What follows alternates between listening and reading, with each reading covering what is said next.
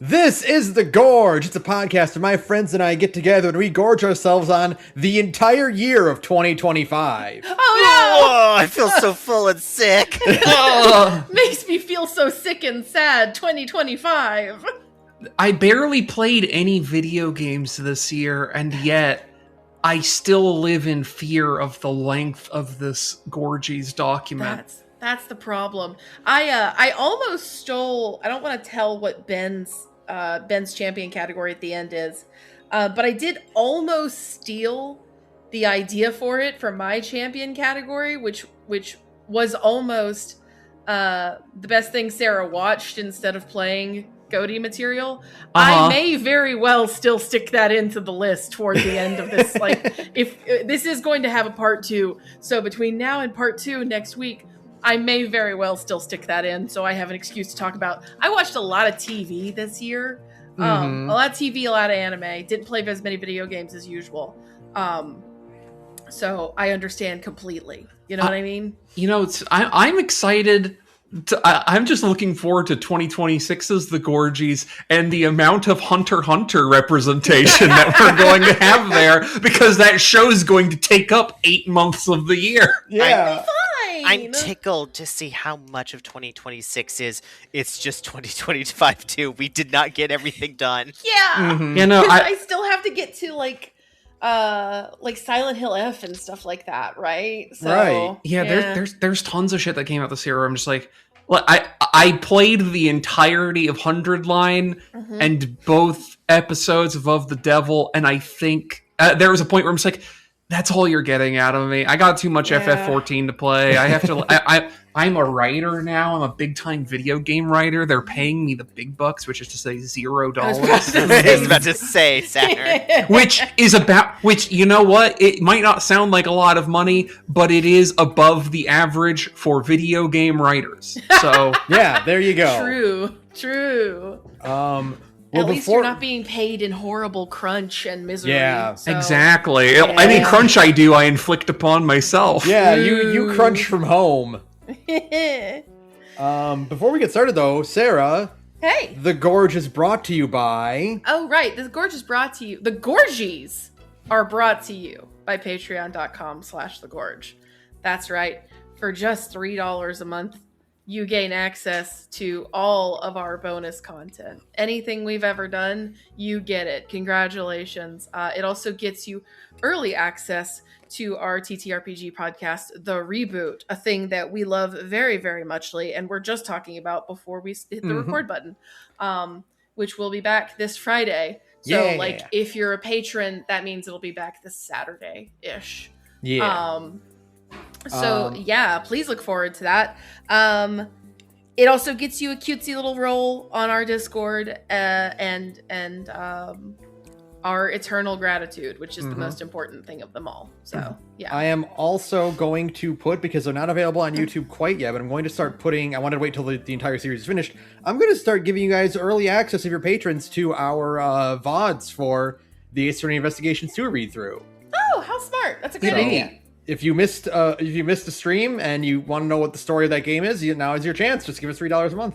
I love that. Good idea, Ben. So smart. And not at all a Patreon thing, but just to let you know, I've finally gotten back to streaming on the Mystery Systems channel, and we've just started our Of the Devil live read as well. So whether you're a patron or not, go check out that VODs channel, which you can find on my BlueSky profile if you want more of us doing stuff. And your Patreon support enables us to do stuff like that by giving us the extrinsic motivation to do dumb voices for several hours in a row. We love doing dumb voices. It's true. The thing.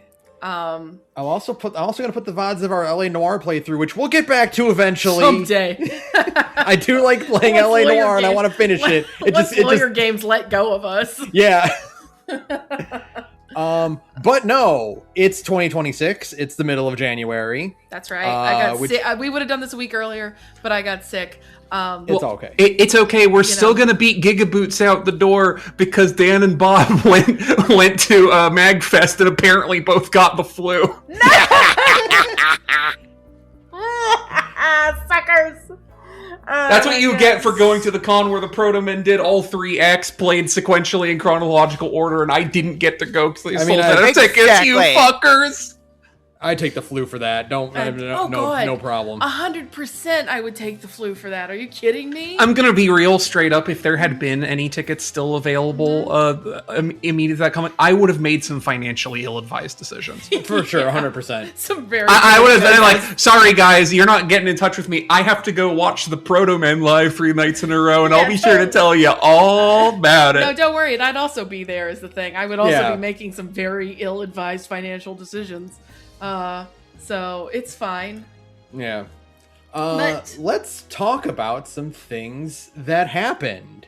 Let's talk about the Gorgies, folks. Yeah. It's the most poorly named award show of the year, but also the most prestigious, at least among our friends. Anyway. It's the most gorgy-ful time of the year. It's the most aptly named awards because, my God, these lists are long and bloated. That's all the right, games baby. that we're playing, their names that we're saying, we shout and we cheer.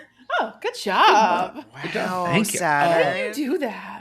It's my divine connection to the numinous that I frequently allude to. Again, hashtag your spores. Hashtag my spore, as was elided in the of the devil episode 2 part 1 thing where I showed off my spores potency. Yeah. So we're gonna do. I organized this in a different way this year. We're gonna do all of our character-based categories first. Oh, because we have acquired quite a lot of those, Yeah. and the characters, and they're very, very full.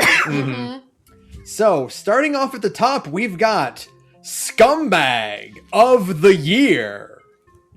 You don't want to win this one unless you do. The nominees are The Princess from Slay the Princess, Nintendo for the Switch 2, fair. Carol from Deltarune, The Subway Slammer from Persona 5 The Phantom X, Mercy from Shooty Shooty Robot Invasion, Recluse from Elden Ring Night Rain, the collective hate boner the entire Empire has for Oberstein from Legends of the Galactic Hero, I appreciate that distinction. We'll get to it when we discuss it. Verso from Clair Obscure Expedition 33, Akio Otori from Revolutionary Girl Utena, You can't put him on this list. and I can! I'm gonna tell you for free. He's gonna sweep, but okay. The problem... and Okay, last one. and Bane from Absolute Batman. I can put Akio Otori on this list because I've only seen Revolutionary Girl Lieutenant for the first time this year, so it's legal. It's totally legal. It's completely legal. But So, like we did last year, we're going to do a gold, silver, and bronze winners. did you forget somebody, Saturn? Yeah. Can I make one who- last addition to this? Because who did you it's forget? also a character who I only met for the first time this year that I think everyone would agree should be on this list. Go Yeah, for hit it. me. Char Aznable from Gundam. He needs to be on here because I also only watched Gundam for the first time this year. So Saturn, I cannot in good conscience allow Char to become Scumbag of the Year because he's going to sweep Scumbag of the Year, Blorbo of the Year, Scrimblo of the Year, Scrungly of the Year, and Hideous Beast of the Year. That's correct. Yeah. And God forbid women do anything of the year. okay, you know what? I will say as penalty for not having thought about this in the last several months, I will only write Char Aznable into Scumbag of the Year. If only because I know at least in Scumbag of the Year there's still competition, and if I put him in Blorbo, he would take it away from someone. That's right. Somebody. And if I put him in God Forbid Women Do Anything of the Year, I think he would unfortunately be the only person to have the funny joke of being the not woman in God Forbid Women Do Anything. Though that does seem like really good ground Seems like to very include sharp him. behavior. I'm just gonna say. Yeah. Oh, no, you know what? Okay. I'm leaving him Scumbag because the rest of you would have had to finish the rest of UC Gundam for me to put him in God Forbid Women Do Anything. True. Okay. So true. Okay. We can That's put fair. him in God Forbid Women Do Anything when y'all finally watch Char's Counterattack. Yes, exactly. This year, this 2026 when that happens. For sure. Okay, so I think Akio takes gold. Oh yeah. The problem is. Yeah. Yeah. Like This is a battle for second and third. I'll make a counterpoint. Which, yes, Akio Scumbag of the Year because he's a huge scumbag. That's correct. However, the potency of the pretender spirit origin of Oberstein from Legend of the Galactic Heroes, a man who is pointedly not a scumbag, but that everybody hates so much that a nation of about 15 billion people are roundly convinced that he's the reincarnation of Hitler.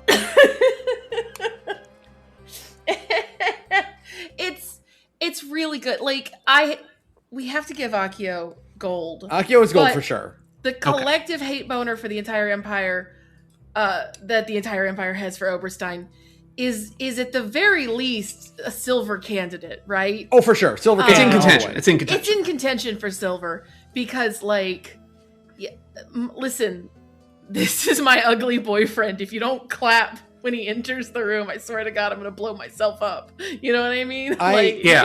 I think in terms of second place, I'm going to go to bat very hard for Bane. Tell us about Bane. Yeah, okay. All I've seen is his profound, disgusting hugeness. Yeah. Absolute Bane is the scariest guy I've ever seen in my life. Okay. Yeah, he's 20 foot tall and he appears to be made of cancer. So there's a whole issue where Absolute Alfred talks about all the fucked up shit that Absolute Bane has done. Uh-huh. He's done some shit that would make, like, Punisher Max blush. I see. Mountains and mountains of bodies, of human trafficking, all kinds of war crimes. He decided that he was going to motivate Bruce so if you have not read Absolute Batman, you should read Absolute Batman. It's one of the best comics I've ever read in modern times. He decided that Batman did not have enough motivation to fight against him. So if you don't know, the thing with Absolute Batman is that, like, all of normal Batman's enemies are Bruce's friends. Right. In Absolute Line. Like, yeah. they're the guys, that's fun. They're like the the local street kids that Bruce grew up with. Yeah, there's like a photo of them in high school, like, just all being like dorks together. And they all just kind of like hang out and do poker games and stuff, and they've just known each other for years. So Bane was like, Batman needs motivation. So what he did is, for instance, he took he's the one who caused Two-Face's scarring. Right. By just lighting half of his body on fire. Oh, okay. Cool. Thanks, bro. He decided to turn the Penguin into an actual penguin by breaking all of his bones and crushing his body into a penguin shape. Jesus Christ. How do you even do that? He's the size of a fucking mountain. That's how he did it. Please look at this image that I have just posted. I guess that's true. He just grabbed and squeezed. Yeah, he literally compounded that guy's skeleton and then, like, malformed him. He ripped out half of the Riddler's brain. Okay. And then I don't think you should do that. And then replace the other half of it with topical artificial intelligence. I see. So, like, he's always questioning things now. Right. And then is it just no? Who else? Oh yeah, he turned Waylon Jones into a crocodile man. Oh, okay. Just injected him full of goo until he became a crocodile man. Yeah. No, I normal hate when Fallout that happens shit. to me. Yeah. And he just did all this, and then because he's like, Batman needs more motivation to fight me. Well, it worked. Congratulations, dude. Thanks, it worked. Asshole. Bane is the scariest guy I've ever seen in my life. That's pretty good. That's pretty good. I would like to say, why am I hearing an echo? Wait, who am I hearing an echo from? I'm hearing myself somewhere. Are you hearing an echo? Who are you hearing an echo from? I can't tell. Now, of course, now that I say I'm hearing an echo, I can't hear an echo. Which... That might here's the thing. It might have been me because it occurs to me. I was looking down at my phone and I have the open back headphones, and I think they might have been pointed directly at the mic when I did that. Okay, well, my that apology. Okay. I hate to interrupt myself like that. Bane is very good. I actually want to argue that we need to take Verso off this list. I would like to redeem my boy. I would like to redeem my good boy Verso, who has in fact never done anything wrong in his entire life. No, don't start with me. He's just a good baby boy. Oh. He's just what if what's his face from Final Fantasy 16 was in a better video game. So he's just sad and wet all of the time, like a big dog. I have a proposal. Mm-hmm. I still never did Expedition 33. I don't know when I will. I can be the impartial judge. Please. So tell me tell me why you want to take Verso off versus why does Verso need to be on here? Listen to me. I will admit he has done many bad things and lies a whole lot and tricks everybody and is also kind of technically trying to get everybody killed. But also he's my baby girl. Okay. Okay. He's very sad about everything all of the time and is voiced by Ben Starr. So have you considered maybe baby didn't do anything wrong ever in his entire life? I see. Do we have any counter arguments from the prosecution to get rid of Verso? No. Well, that's what Sarah's arguing to get rid of Verso. Do you have any arguments in favor of Verso needs to remain in Scumbag of the Year contention? I think Verso should stay in the category, but I don't think he deserves silver or bronze. It can just be a finger wag that Verso is in Scumbag of the Year. Out of these categories, Verso belongs the most on Scumbag of the Year. Do we not have a... We don't have a baby girl of the year. We have to rectify that next No, so here's the thing. Either you move him to Blorbo, because I feel like Blorbo is implicitly... He's in Blorbo already. Oh, okay. So Blorbo is implicitly adjacent to baby girl of the year. Yeah. Either that, or you give him the dubious distinction of being the only man and God forbid women do anything. Oh. No. Ooh la la. No. Because Charlotte also have to be on there. I see you selecting his name. You put that down.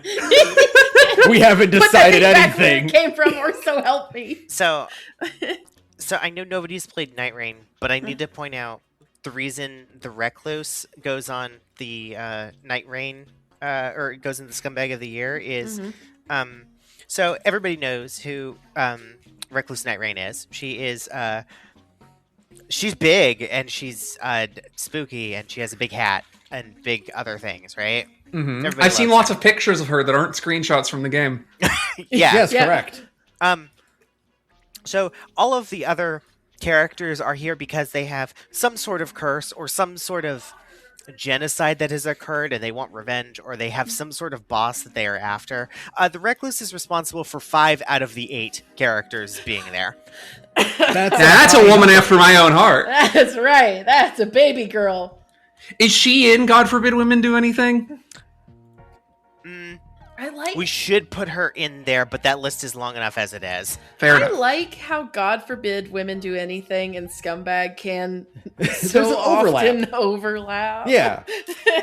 Well, I guess the thing is, sometimes a woman who does something is a scumbag. Correct. But sometimes the thing that she does that makes people so mad is not actually scumbaggy at all. It's true, That's right. She's in fact blameless. Yeah. I understand completely.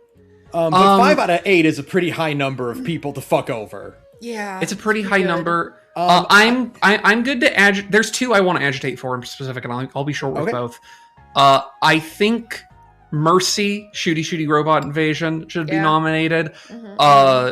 Central Argument betrayed you to the central antagonist of the story to get fancy dresses, which, that's a big no-no. Big no-no. Big no-no, shouldn't do that. That's your best friend. That's very rude. That's your best friend who you're maybe in lesbians with. Like, Didn't even doing it for like sexy reasons, just like extremely petty. Oh, like this dress from Target looks cute. And got really horned up about the idea of killing you. All the big bad's like, slow down, hold on. Yeah.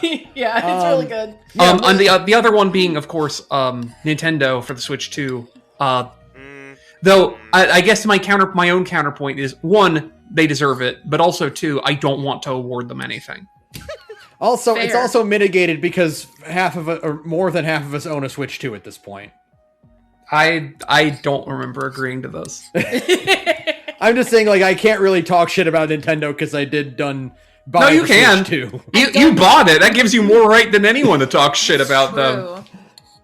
I'll talk more shit about Nintendo when that rumored price increase becomes official, which is apparently on the horizon. If that shit gets any more expensive, I'm never buying it. Zero way in hell. Up. There's no video game I want to play that bad to get a Switch to for more than it already costs. Yeah, it already costs too much. Yeah, I know.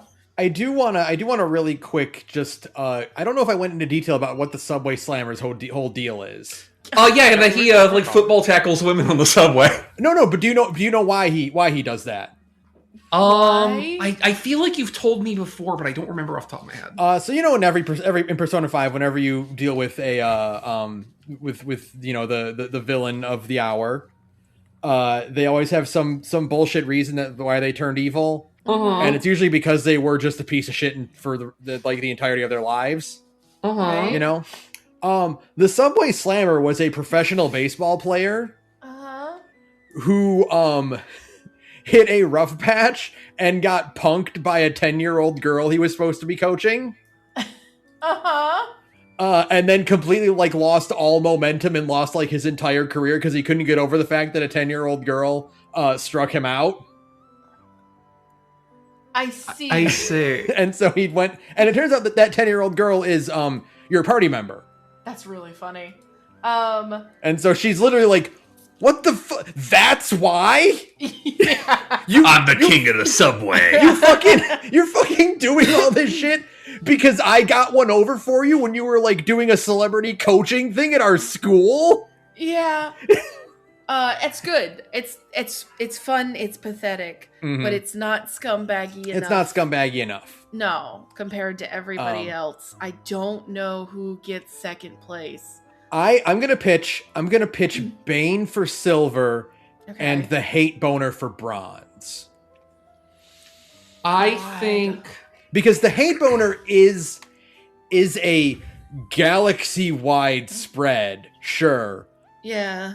But Oberstein himself has not done anything. Now, he's I was going to say, here's the thing: the hate boner is the powerful part. I do have to stress that he is the one who pulled the trolley problem lever for dropping nukes on a planet and killing everybody on it. That's true, Saturn, but that's not on the list. Maybe it should have been. I don't know. Oberstein should have been on the list. If this were Oberstein himself, then I would say he deserves silver. But it's not Oberstein. It's everyone else thinking Oberstein sucks. Well, why did we put... Because I'm not the one who wrote that one in. Was that you? I didn't do it. I didn't put that one in. Was it you, Oates? No. I know it wasn't me, because I would never use that verbiage. I was going to say, is there any reason why this shouldn't just be Oberstein?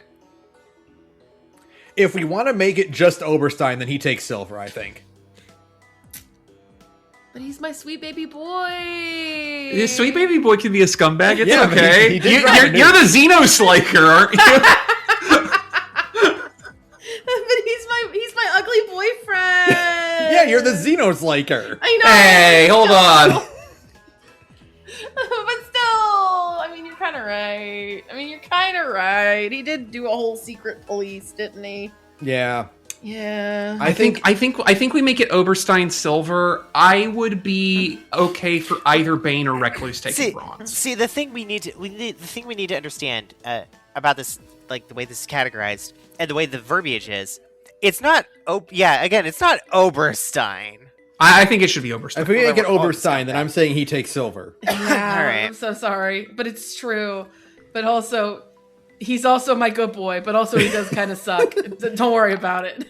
I think Recluse or Bane for bronze. There's some part of me that wants to say Recluse, if only so one video game character actually gets an award in this category, but I'm not married to that. Running theme in this, it's really funny to me that the bronzers are the entire reason any the quote unquote protagonist, the playable character in Night Rain's case, the entire reason that you're here is because of this one person.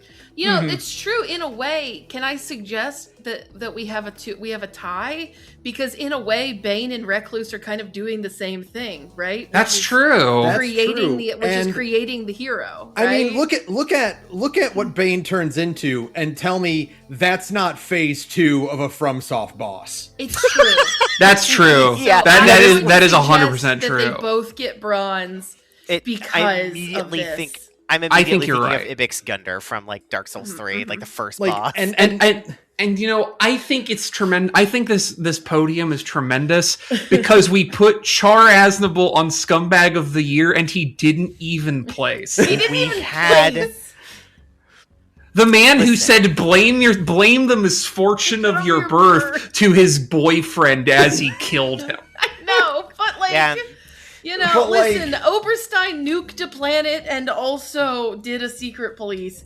And, Yeah. and Akio Otori is Akio Otori. I like how we barely even discussed it because it's so It's just like Akio, yeah. it's such so a given. disgusting. It's, He's a so pedophile. disgusting. There is a Zeta character who should be on this list, but I'm the only one who actually finished it this year, so he Please can't look, go on there. Please look forward to 2026. Please look forward to Sara finally encountering the one scumbag who she does not stand at all in the form of Basque Ohm. Oh boy! The thing is, Akio is a pedophile, which gives you like a 200% buff at being Scumbag of the Year. Yeah, so Yeah, and he's also like, he's not like tragic or anything. He just sucks. Yeah. He I just- can't. He has no like redeeming qualities, truly. I cannot wait for us to get through Hunter x Hunter to see how many Scumbags of the Year end up on there. I'll tell you for free. Here's my prognostication. Hisoka wins Scumbag next year. Zero question. Yeah, he does. There is absolutely no doubt in my mind that he's winning Scumbag for 2026. It's no competition. They would have to make a video game in 2026 that has the sequel to Akio Otori to even compare. Yeah. Oh god. Oh, well, God. there you go. And you know what? Actually, now I'm thinking about it, it's funny. Mhm. I will, for next year's Gorgies, have a character that I'm writing who I can nominate for Scumbag of the Year. Ooh. Oh, exciting. And I think people will agree with me. Oh. Mm-hmm. Okay. It took us a half hour, but we got through one category. Oh no, there's like 25 of these. Don't say that. Oh, fuck. We're gonna... kill me. To go over before we start Blorbo, our gold place winner is Akio Otori, our silver place winner is Oberstein, and our bronze is split between Recluse and Bane, who are kind of crimping each other's shit. Yeah, they're both kind of doing the same thing, so they get to Yeah. share, you know. Crack that bronze medal in half and give it to both of them. Next is Blorbo of the Year. I'm doing this one.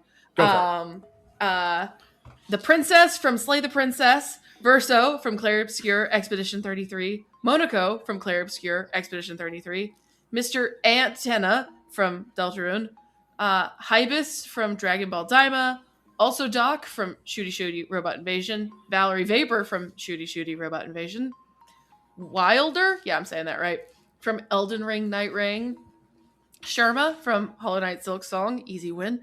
The Creature from If you say so. Frankenstein. Eito Aotsuki from 100 Line, Last Defense Academy. And finally, Evangeline Morgan from Of the Devil. Who put her on there? I did. This is for Blorbo. Oh, we're That's blowing her right. out of the water. No, But Johnny, I need to stress a Blorbo from my shows has to be. I don't know why the fuck Sherma's on here. Sherma's not a character. But it's cute. I know, but we have Scrimblo for that. I guess that's Yeah. true. Can I request? Yeah, Can we remove Sherma to Scrimblo? Move Sherma to I'm doing that. Scrimblo, I'm yeah. doing that right now. I don't know if Sherma has character. I think Sherma got put in thing. Blorbo by mistake. I think Sherma was meant to be in Scrimblo. Yeah. Evangeline Morgan is here because Blorbo is Blorbo from my show. Yeah, it's the character that you're constantly rotating in your head. So true. All right. And Eito Aotsuki isn't even that for me from 100 Line, but it's the only one I can talk about on the show I without know. spoiling you on routes. That's right. I'm having the same problem. It sucks. It's true. I My wanted to do non-spoilers, if I was nominating my actual one, this one would also probably be Hiroko Shizuhara. But it's okay because Eito Aotsuki is Blorbo of the Year from the first route. That's so it's Ito's the most interesting character from the first route. Eito's got problems. Eito's got Yeah, so he many does. problems, but that's He's why bona we like fide.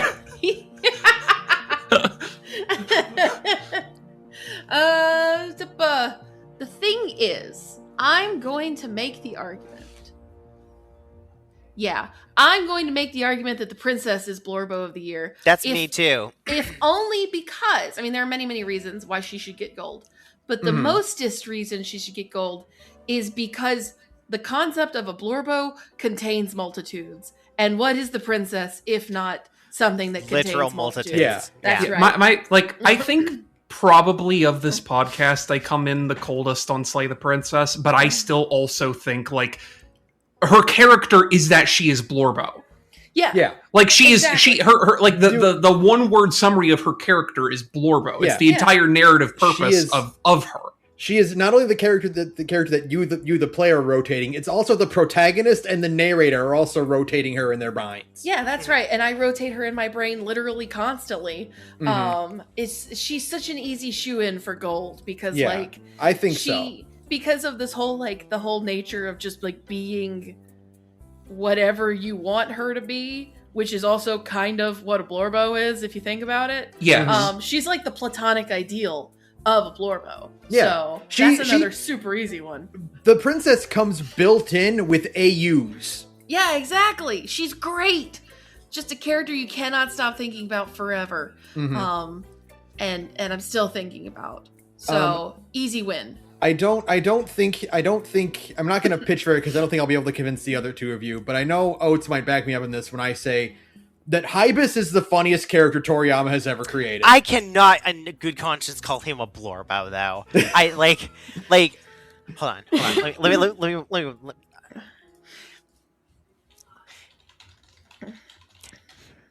You can name Shaggy or Fred or maybe even Velma Blorbo of the Year. You can't say that about Scooby-Doo, the main character of the show. And what is Hideous if not the main character of the show? It's true. Oh god. This is the dumbest argument I've ever made. I just want to explain to kind of give you an idea of what Hideous is like. Hideous unintentionally traded the primary artifact that everyone in the entire series was searching for a really stupid hat. King. Spectacular. King. I mean, I'd do the same. You've seen how I play FF14. Yeah, I know. Just a really stupid looking hat.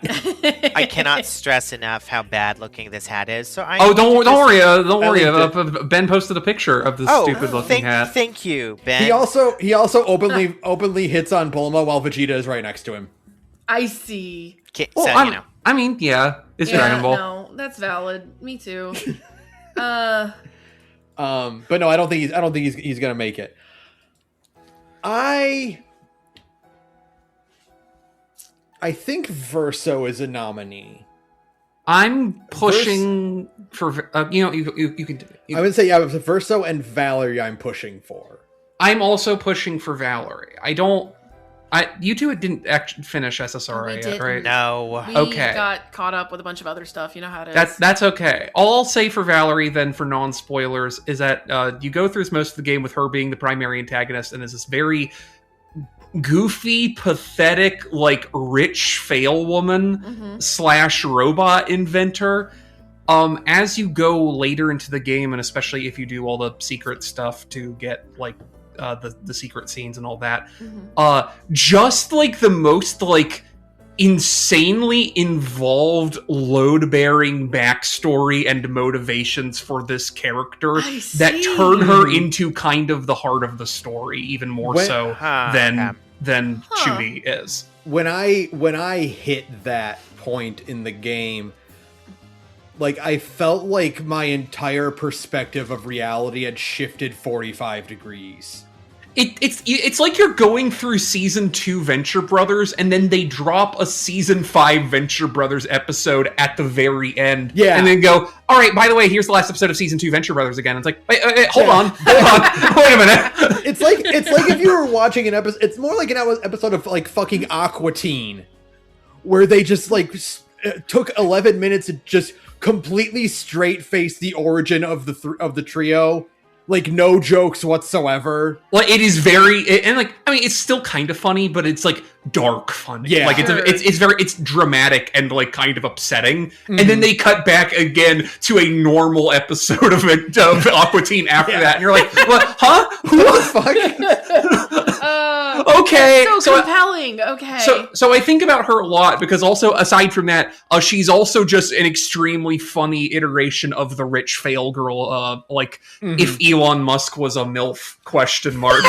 You know what, Saturn? I'm just thinking about it now. They did that with Aqua Teen. The episode where Frylock gets cancer.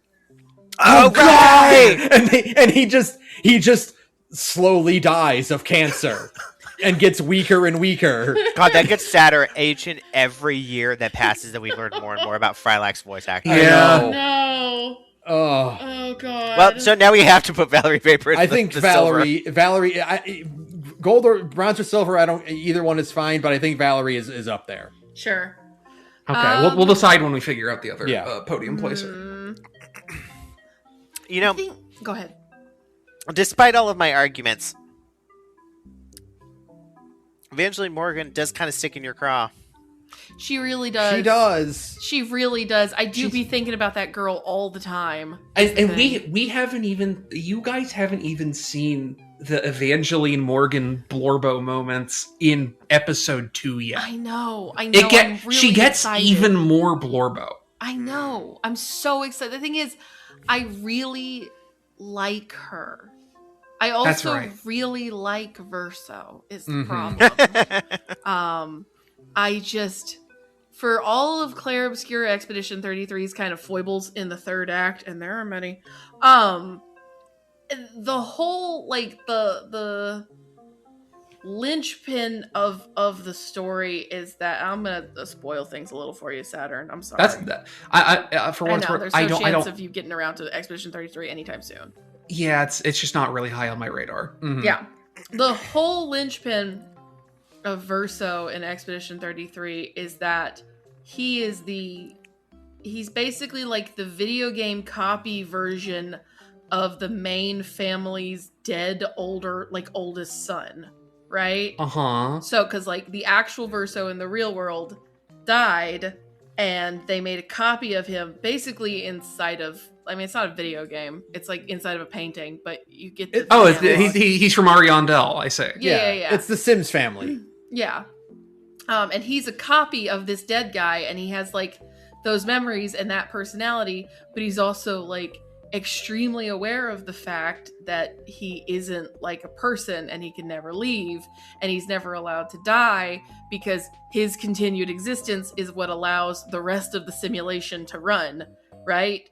So the problem is that, like, the ultimate crux of Expedition 33 is that it's a trolley problem, right? Do you keep torturing one dead kid forever so that all of your video game friends can exist for eternity, or do you put him and thus everybody else out of their misery, right? The painted world of Omelons. Yeah, exactly. I don't know. And so, like, is why I was like, no, I don't know necessarily if I think Verso should be in Scumbag, because yeah, he sucks.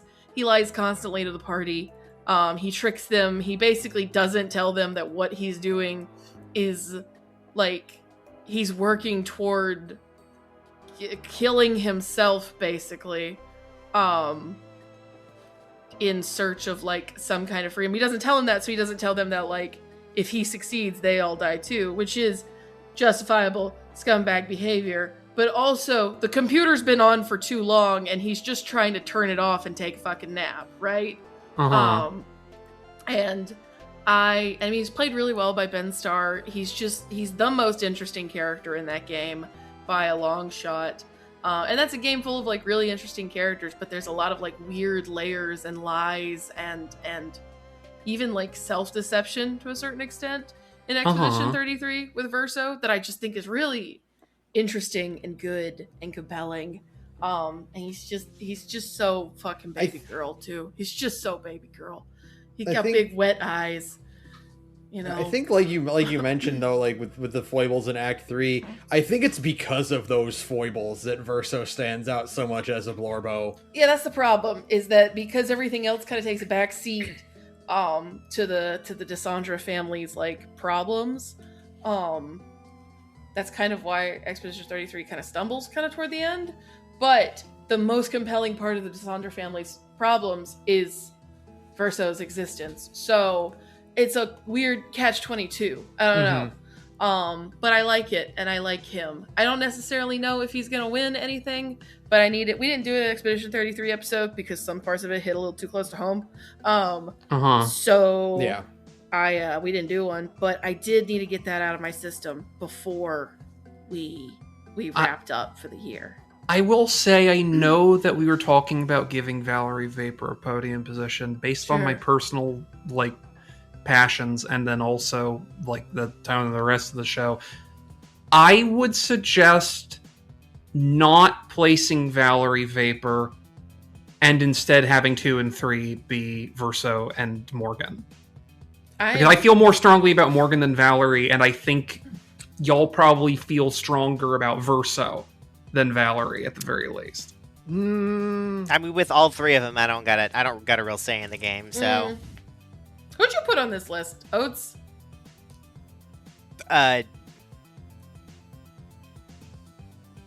If I didn't put down the creature, then it was probably it has to be Wilder from Night Rain. It was probably Wilder, but I think mine was the joke of putting the princess in Blorbo, Scrimblo, and Scrungly. It's a good joke. it is a good joke. It is a good joke. I feel Creature is also worth shouting out, I gotta say. I don't know if I'm podium placing Creature personally, Creature, but like it's a good Frankenstein. that is like my favorite Frankenstein I think I've ever seen. Yeah, it's extremely good. That is a really good great creature. Good interpretation of that creature. I feel a little stronger about Valerie than I do Evangeline. I don't know if I feel stronger about her than Verso.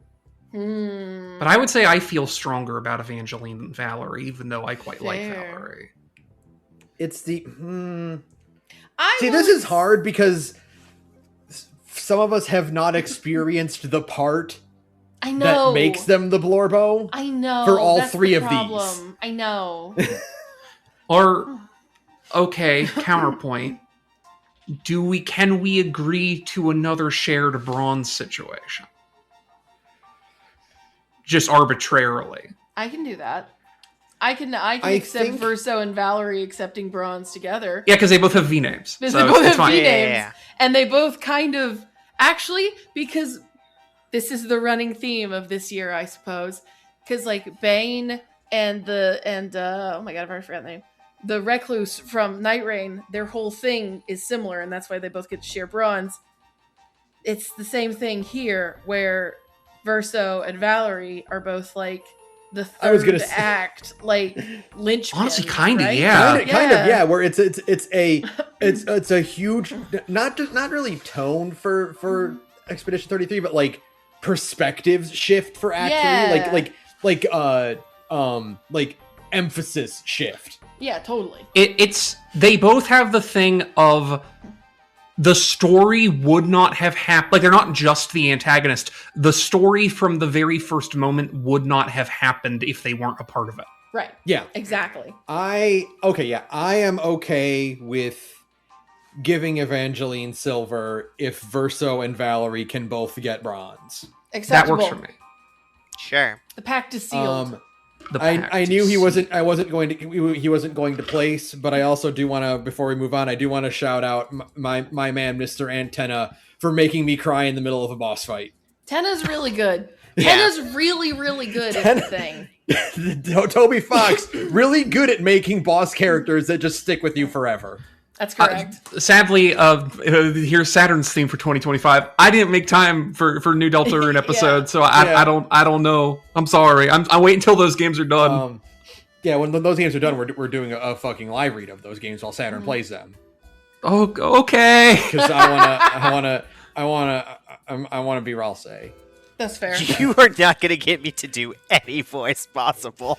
I'm just going to watch it and eat popcorn. That's fine. God. I'll be Chris for all the times that Chris says things. That's right. There you go. Perfect. Yeah. Yeah. So our winners for Blorbo, the princess from Slay the Princess takes gold, Evangeline Morgan from Of the Devil takes silver, and then Verso from Expedition 33 and Valerie Vapor from Shooty Shooty Robot Invasion split bronze. There you go. Perfect. Hell yeah. I'll take Scrimblo. Let's do Scrimblo. Yeah, let's move on to our most nominees. Yeah, that's probably true. It's Scrimblo of the Year 2025. We're starting with the princess from Slay the Princess. You're noticing a theme. Esky, I think that's how that name is pronounced, from Expedition 33. Eskie. Susie from Deltarune.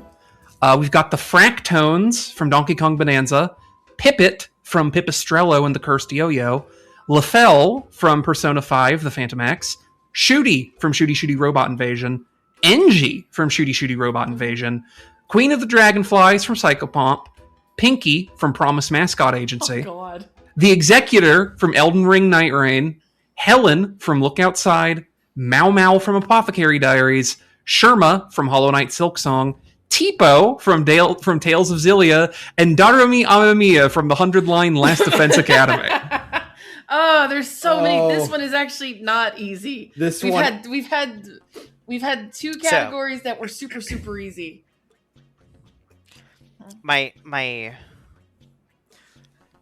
These are all perfect Scrimblos. Mm-hmm. Like, they're all perfect. Mm-hmm.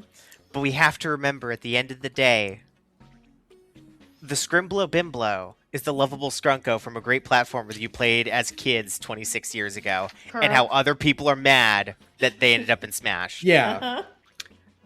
Which is why the gold medal has to go to Darumi Amamiya for Underline Last Defense Academy. This Darumi is a sneak because she is the opposite of the Scrimblo, because you're mad because Anime McJRP did not get in. With the absolute definition being Scrimblo Bimblo, the lovable Scrunklo from the platform where you played as a kid, I think Fractones needs to be on this list. The Fractones, I really like just because they are. I mean, after a certain point, you realize that Donkey Kong Bonanza is just actually another Banjo-Kazooie game. Mm-hmm. Yeah. Yeah. Because there's a big guy with a thing on his back and a little red thing on his back. Yeah, and a little red thing on his back, and also some horrible mascot creatures with googly eyes that are talking in gibberish. Specifically the Rareware style googly eyes with irises and everything. Yeah. And they're extremely googly eyed. Like, I was watching Oates play this game and just be like, this is just a fucking Banjo-Kazooie game. I see you, Nintendo. Oh man, there's so many good ones in here. I don't know who to argue for. I'm not going to give it to the princess again, even though I could. You could, yeah. Tell me about Helen. I didn't play Look Outside. So I love her. Helen's entire thing is she's a random recruitable character. She'll sometimes show up at your apartment, and when you initially see her, your first instinct is, I am going to die, because she looks like she looks like Freddy, or not Freddy, Jason. Yeah, she looks like Jason Voorhees, but like gender bent. Just this 8.5 foot tall, freakish woman who only says like 2-word sentences at a time. That's right. And she also like wears a hockey mask. She wears a hockey mask, and she loves to kill, and she's really, really good at it, and we love her. But within minutes of interacting with her, her entire thing is she's just very terse and really likes to read and wishes she had pet cats and likes gardening. And here's the thing. I really love to stab things. And we've talked about how the essential Scrimblo energy is being from like a platformer from the 90s or whatever. Mm-hmm. The two principal developers on this game, Francis Colomb and Eric Schumacher, are two people who, in I think one capacity more than the other, have both worked on Charles Barkley's Shut Up and Jam Gaiden. Mm-hmm. True. And so she has the bona fides of being from some old-ass game that only people who are aged 30 or up actually like. True. That's true. True. She just kind of gives off like an incredibly bizarre vibe that's like very like you'd love hanging out with her, even if like she's like when you had like an old RPG and you had a bunch of different party members, you pick her because she's cool, even though she plays like ass. Yeah. I understand. Yeah. Besides Darumi, I also am going to advocate for Susie on the grounds of I want Susie Deltarune to be in Smash Brothers. You know what? Yeah. I put Susie down. I was going to put her in Blorbo because I have not stopped rotating Susie in my head. Mhm. I love Susie from Deltarune so goddamn much. She is, without She's a doubt. such an all-timer. She's like if Bowser was a kind of like scruffly teen girl and she has a big axe. Mm-hmm. She is, without a doubt, my third favorite video game character of all time. She's so good. Like, I don't know.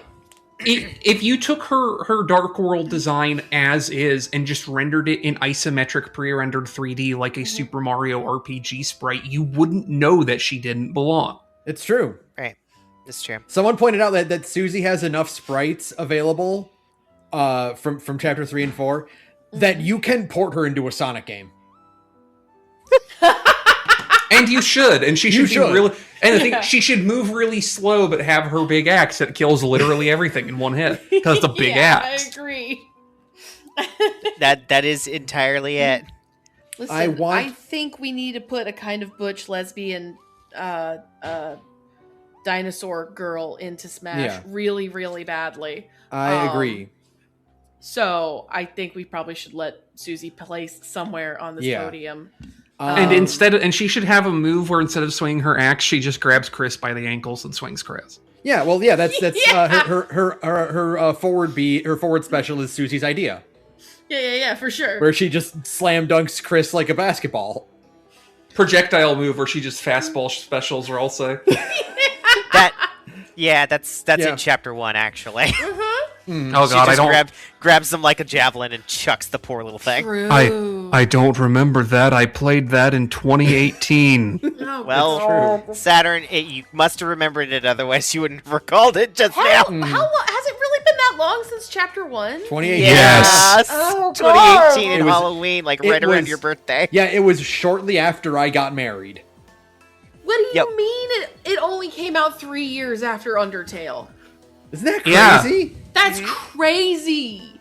Toby Fox is insane. Why would you make a video game? Okay, it's Anyway. fine. Don't get me started. How do we feel? I don't think Saturn has seen SKA. No, I don't think so. Or if I have, I don't know the name. He's very cute. I don't really. I mean, like, I like SKA. I like other characters in that game more. SKA is kind of cute and goofy looking. I am not going to advocate for Tipo because it's an old video game and nobody likes Tipo but me.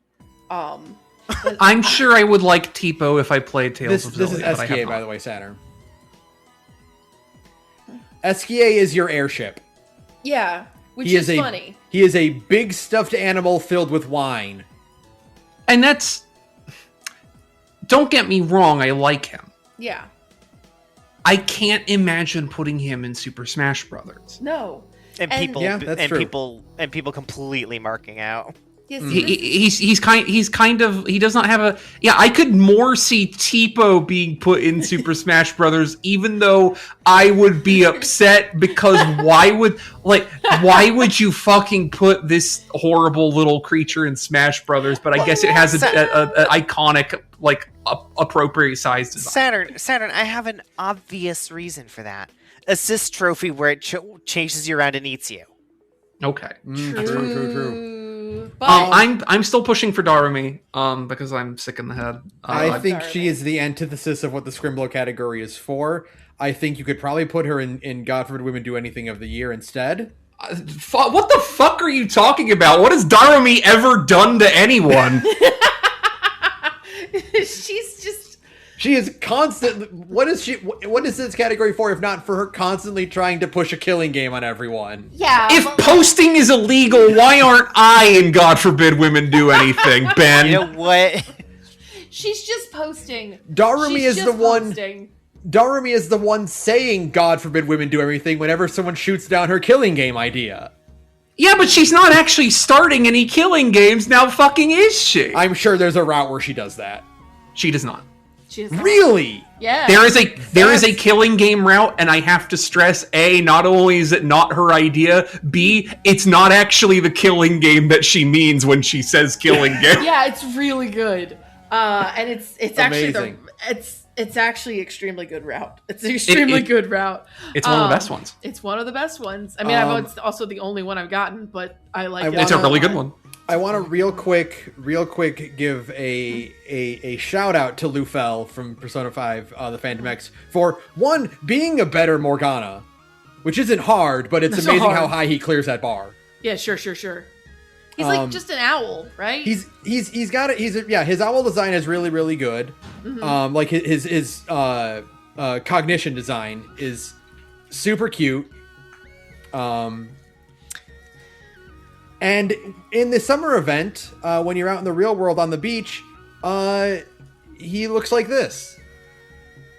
Oh my god. That is a Smash Brothers contender, unfortunately. My god! So here's why I'm going to nominate Helen once more. Okay. So I need to point out she normally looks like this, right? Mm-hmm. She has this is minor spoilers. She has a character like plot arc that you can do like skits with her eventually, where she realizes that the hockey mask scares people, so she gets one of the kid characters to craft her a new one. Oh my god. Oh, It's really terrible still, but I kind of love That's Okay, so I have a proposal because it's the theme we've been doing. She should split a bronze with Susie. it.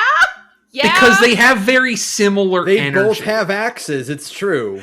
They have really different energies, is what I gotta stress. No, but she's got like the rated R version of being the big scary girl with the axe. But like with a big scary girl with the soft side, right? Like that's Yeah. the thing. Right. Okay. You know, that's true. So I feel like those two should be the honorary splitting bronze of this category. Okay. I'm going to suggest, and this might be bold, I'm going to suggest Fractones for gold. Okay. And well, if Helen's gonna be bronze, then I'm gonna say either Lufel or Pippet for silver. Which I haven't talked about Pippet, but Pippet is without a doubt a Scrimblo Bimblo. Pippet has a certain scrimpliness. My argument against Fractones taking gold is I cannot yeah, I get that they're like a rare NPC, like a rare style NPC. I don't think anybody gives a fuck. I'm sorry. Yeah. My problem with it is also being able to play as them in Smash Brothers is not something people would be excited about. Like, because Scrimblo is like implicitly a joke about Banjo-Kazooie and fucking Geno. Like those two, like it's the fucking like this is the character that 30-year-olds won't shut the fuck up about being playable in Smash, even though like they're not really that relevant to a current audience. And like I like Fractones are cool and I like them, but I don't see anyone being like, oh fuck yeah, they well okay. If they announce Fractones being playable in Smash, I think people will go, oh fuck yeah, because that's an insane decision. Yeah. But no one's filling their name out on a character interest. True. Yeah, that's my thing. They're not the King K rule during the new Super Smash Brothers ballots. Mm-hmm. Then I'm gonna say Pippet and Lufel for gold and silver. I would like to make an argument Go ahead. Okay. for Pinky of Promise Mascot Agency to get gold. If you pair her with the protagonist of that game and their moveset as they drive around in their little car. Yes, that's what I'm saying. Listen, if the thing is that it's a horrible creature that is also like a thing that 30-year-olds would be obsessed with, and shouldn't be in Smash, but somehow got into Smash, and is also just like fucked up mascot character. I think Pinky, despite my only having seen like 10 hours of gameplay of that game, I think Pinky is the winner because it's a deeply unpleasant thing to look at, but unfortunately I kind of love her. Well, in that case, what about this? What if Pinky and Helen take bronze and Susie gets bumped up to silver? You know what? That is fair. But Pinky and Helen don't have overlap. I don't. They're both hideous creatures. Hey, you be nice to Helen. Helen is a beautiful woman. Helen is a beautiful lady. Helen looks weird in a world where literally everybody looks weird because of the elder god apocalypse. It's not. She does not look remarkably. No, well, Pinky. I will say, Pinky is also a part of Promise Mascot Agency. They all look like that. Yeah, they're all freaks in Promise Mascot Agency. I guess that's true. I don't know. I just I feel weird about giving Susie Scrimblo of the Year because she's going to win it literally every single year. Yeah, because she's one of the best video game characters ever created. Yeah, but you don't see me nominating Char Aznable every single year they put out a new Gundam thing that has Char Aznable in it. Well, he hasn't been in a lot of things recently. Saturn. There isn't any difference. We've only seen Char once in the past 4 or 5 Gundams. He was literally in the new series that just came out. I know he was in the newest one. And I wouldn't have nominated. I just think it's boring to have a character to go I'm going to give this character gold who is going to have about 5 more chances to win gold. Right. Okay, that's fair. That's fair.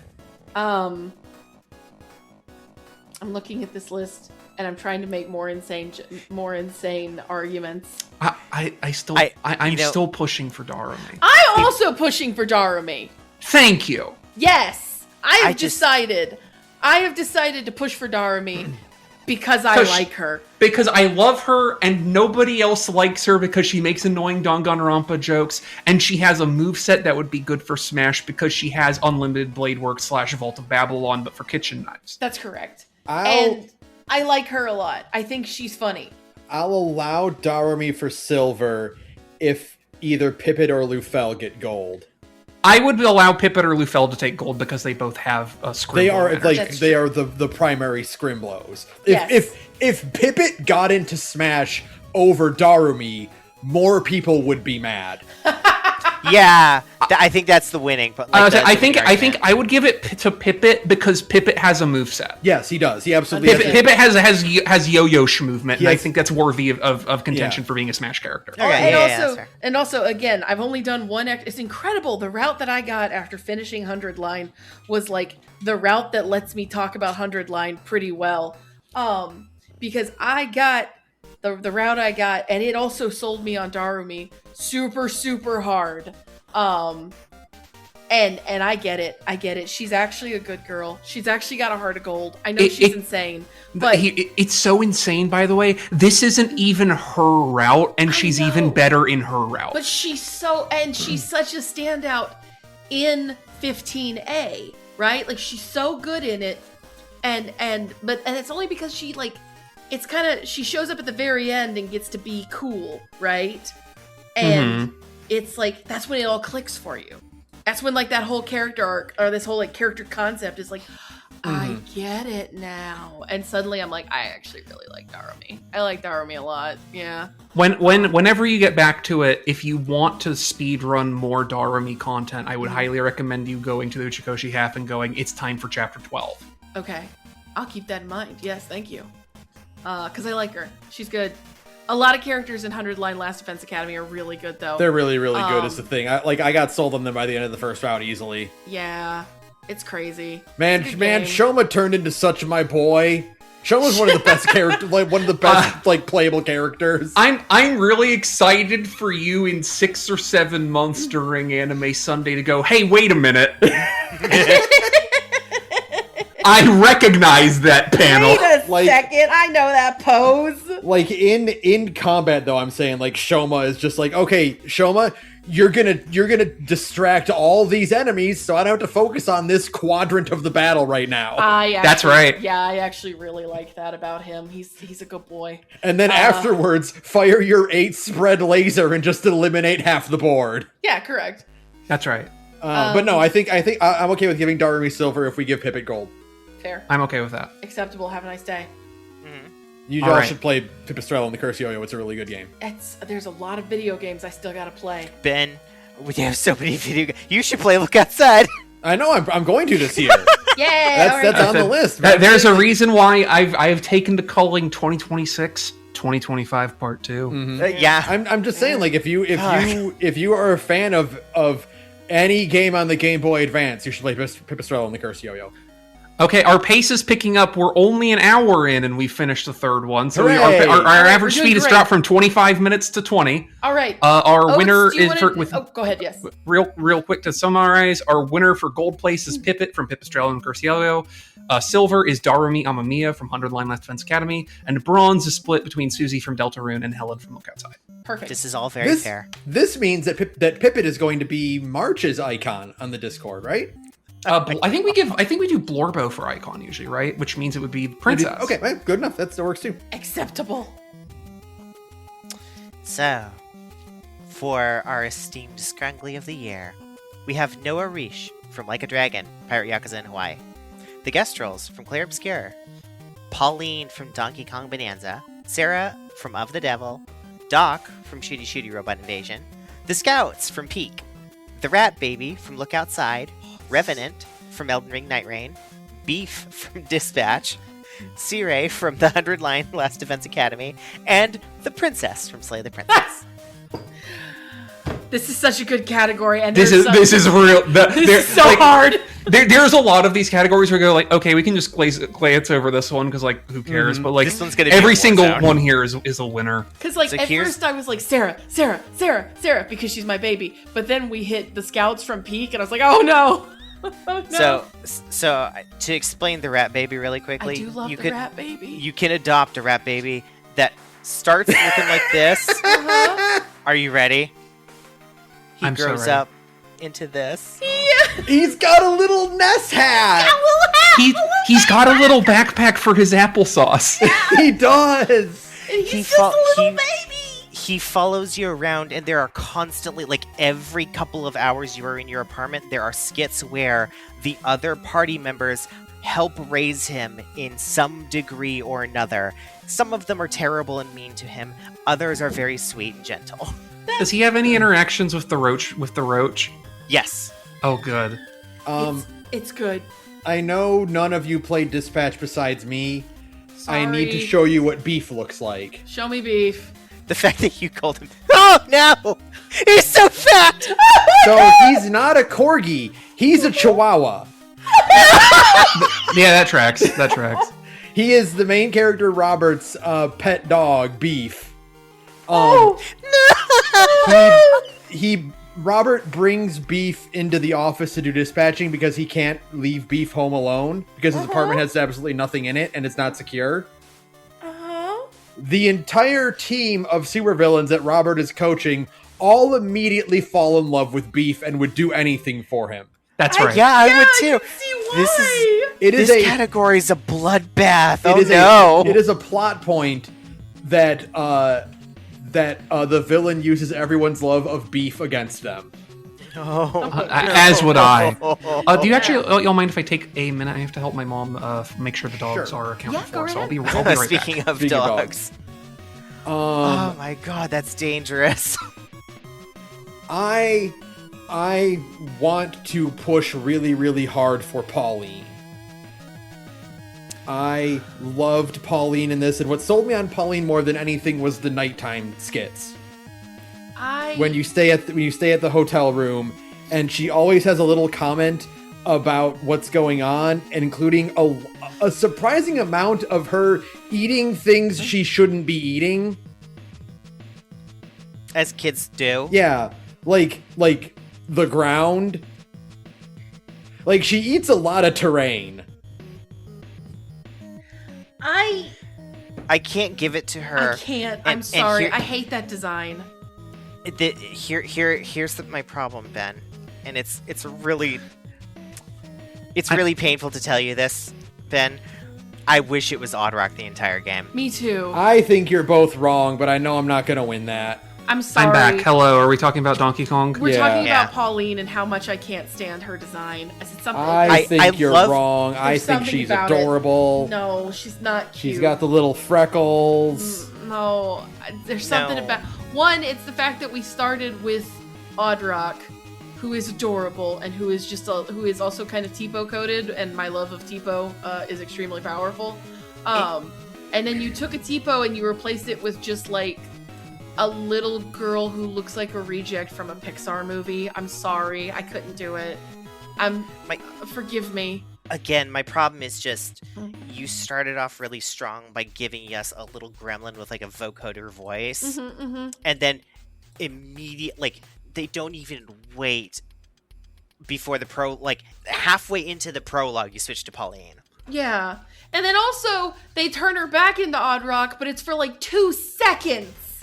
Yeah, you don't get to play like a level with Oddrock again. I would propose something that I think would be better than both, which is if you had Oddrock, but with the big wet eyes that the Fractones have, and that was your character, God, your helper for. Just imagine that thing looking at you with those big wet eyes the entire game. That would be so good. No, Saturn. I have to. I'm with Sara on this one. Like, I'm gonna die on this rock. This Oddrock. Oddrock is like the peak design, because it's like, it is very literally, they gave you a Midna and then they wasted the Midna by immediately giving you the adult form. I just think that Oddrock would be better if it had these big wet eyes. No, I hate it. It's so much cuter that it has like little beady ones. Look at this little guy. Look at this little guy. Look at this little guy. If it'll load. Come on. I believe in Oddrock. Look at this little guy. I think Oddrock is very cute. I just think Pauline is cuter. No. I think the Fractones are the cutest. I could get behind the Fractones being the cutest. So I love those fucking goobers. Those little fuckers. Like, would I be excited to play Fractones in Smash? No. Would I own a marketable plush of the Fractones? 100%. 100% for sure. God, this is a brutal category because I also really like the Gestrels. The Gestrels are great. They're really, really funny. They're just like... They're very goofy because, like, the whole theme of Clair Obscur is that, like, it's, like, all art-themed, right? And you realize once you learn that the Gestrels are all supposed to be, like, living paintbrushes. So they have, like, goofy, like, troll hair and wooden bodies. And the whole thing is that they're all obsessed with fighting. And so, like... And they speak in, like, a really funny kind of gobbledygook language. And they chitter at you, and all they want to do is fight. And if you fight Gestrel merchants, they give you additional inventory, right? And they're just really funny. I don't know. Just their little mannerisms and the things they say are extremely funny. And I understand why we got an SKA plush, but they're so marketable. They're so marketable. I love these little guys. Saturn, this is a real screenshot from the game. Oh, I believe it. I 100% believe it. There is a Gestrel sitting in his house that's on fire, and you talk to him and he just says, "This is fine." I believe that. I believe any game that does that because Destiny 2 did it. Yeah. There's also the great scene when you get to the Gestrel village for the first time, where you talk to one in front of like a guitar player, and it says it's time. It's a shot reverse shot scene.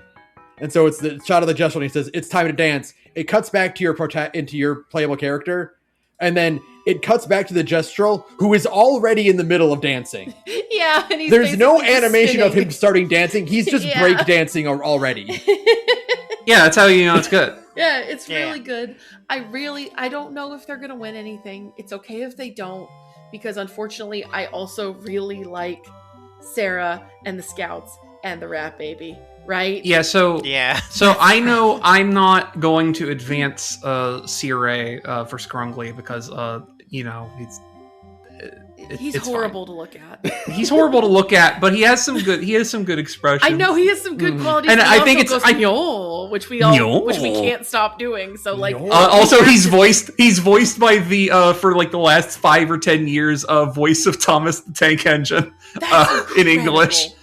However, knowing that this is not a battle that I will gain any ground in, I do have to insist that the scouts need to be in the podium, because they're like if a wacky, flailing, inflatable, arm-waving 2-man weighed 50 pounds and was only 2 feet tall. I'm with Sarah, like the exact same placement. Sarah, the scouts, and the rat baby are just like peak creatures to me. Yeah, like I don't know if I want to give Sara Scrungly of the year. I'll kill you.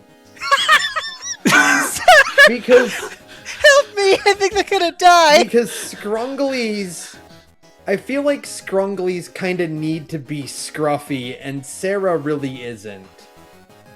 But she has like a 2-foot-long ahoge. Yeah, and she has such a quality to her. To me, the essence of Scrungly is marketable plushie. Yes. For me, it's gotta no.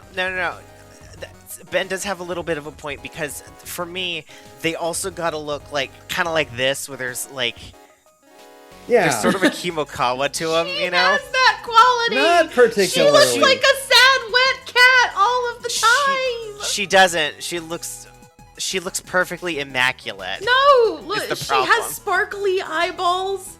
Where is her little chibi form that's so cute? The keychain. I need a picture of it. She doesn't look like a bad, like, the cuteness in her doesn't come from her being like disheveled and kind of ugly looking, but adorable, like the way a Gubu is. I'm gonna say of the three, whatever order we want to put them in, I'm gonna say, well, in my heart of hearts, I want to say the Jestrels, the Scouts, and Beef, but I don't think I can push Beef hard enough. I really love Beef. I do understand. Like, I do like Beef. I like Beef a lot. To me, Beef is a completely normal fat dog. Right. He does not have like a creature quality. True. Good point. Like, I have to stress, I do love him, but I have a very adorable fat dog in my home right now that I think is cuter than Beef. He is just and I'll be honest, I think Prince and Bowie are a little more scrunkly, because at least they have that scruffy quality to them, okay, you know? then what I think is more realistic, I want to say, in whatever order we can decide, but I want to say Jestrels, the Scouts, and the Rat Baby. Scouts get first. I love them. I have just really become addicted to just watching like shorts on YouTube, because I just love watching them ambulate, right? Uh-huh. Like, they're really funny. They don't look. What's that? What's that brawler like that platformer brawler that's like Battle Beasts or something? Where they have that same kind of animation where they just kind of like their upper half doesn't go as fast as their lower half. Yeah. I am prepared to propose the thematic compromise here. Okay. Gold should be the Scouts, because obviously. Obviously. Silver should be the Jestrels, because while I have no experience with these, I agree that they have a certain charisma to them, a certain Scrungly charisma. Correct. Bronze can be shared between Rat Baby and Sara, because they're both my children. Gang Beast is the game I'm thinking of. I love this. That's perfectly fine by me, because one, I want Sara to win something because she is my baby. And also, the Rat Baby is my baby. Sara and Rat Baby would go to school together. Sara would love the rat. Sara would love Rat Baby so much. Rat Baby would be Sarah's best friend. Yeah, she would adopt Rat Baby instantly and just be like, "This is my new buddy." Right? It's more gonna be like, where the fuck did you find that thing? What Put the that fuck away. Is that? Get that out of my house now. She's like, "No, he's my baby." I'm also picturing Sara wearing Rat Baby's little nest hat. Yeah, and a little backpack with like a rat kigurumi on. Yeah. She she would just be darling. And they both have the same quality of like being just born. Rat Baby was also just born, and they're trying to learn about the world from a bunch of psychopaths, or in this case, the one psychopath. But you get the idea. It's good. I am okay with this, but I do think the Scouts need to take gold because look at them. The Scouts are some of the best of these wobbly inflatable tube men.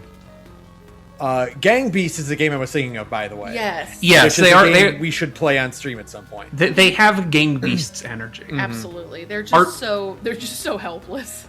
Are we okay with Scouts Gold, Gestrel Silver, and then split bronze between Rat Baby and Sarah? Absolutely. I am okay with that. I think that's perfect.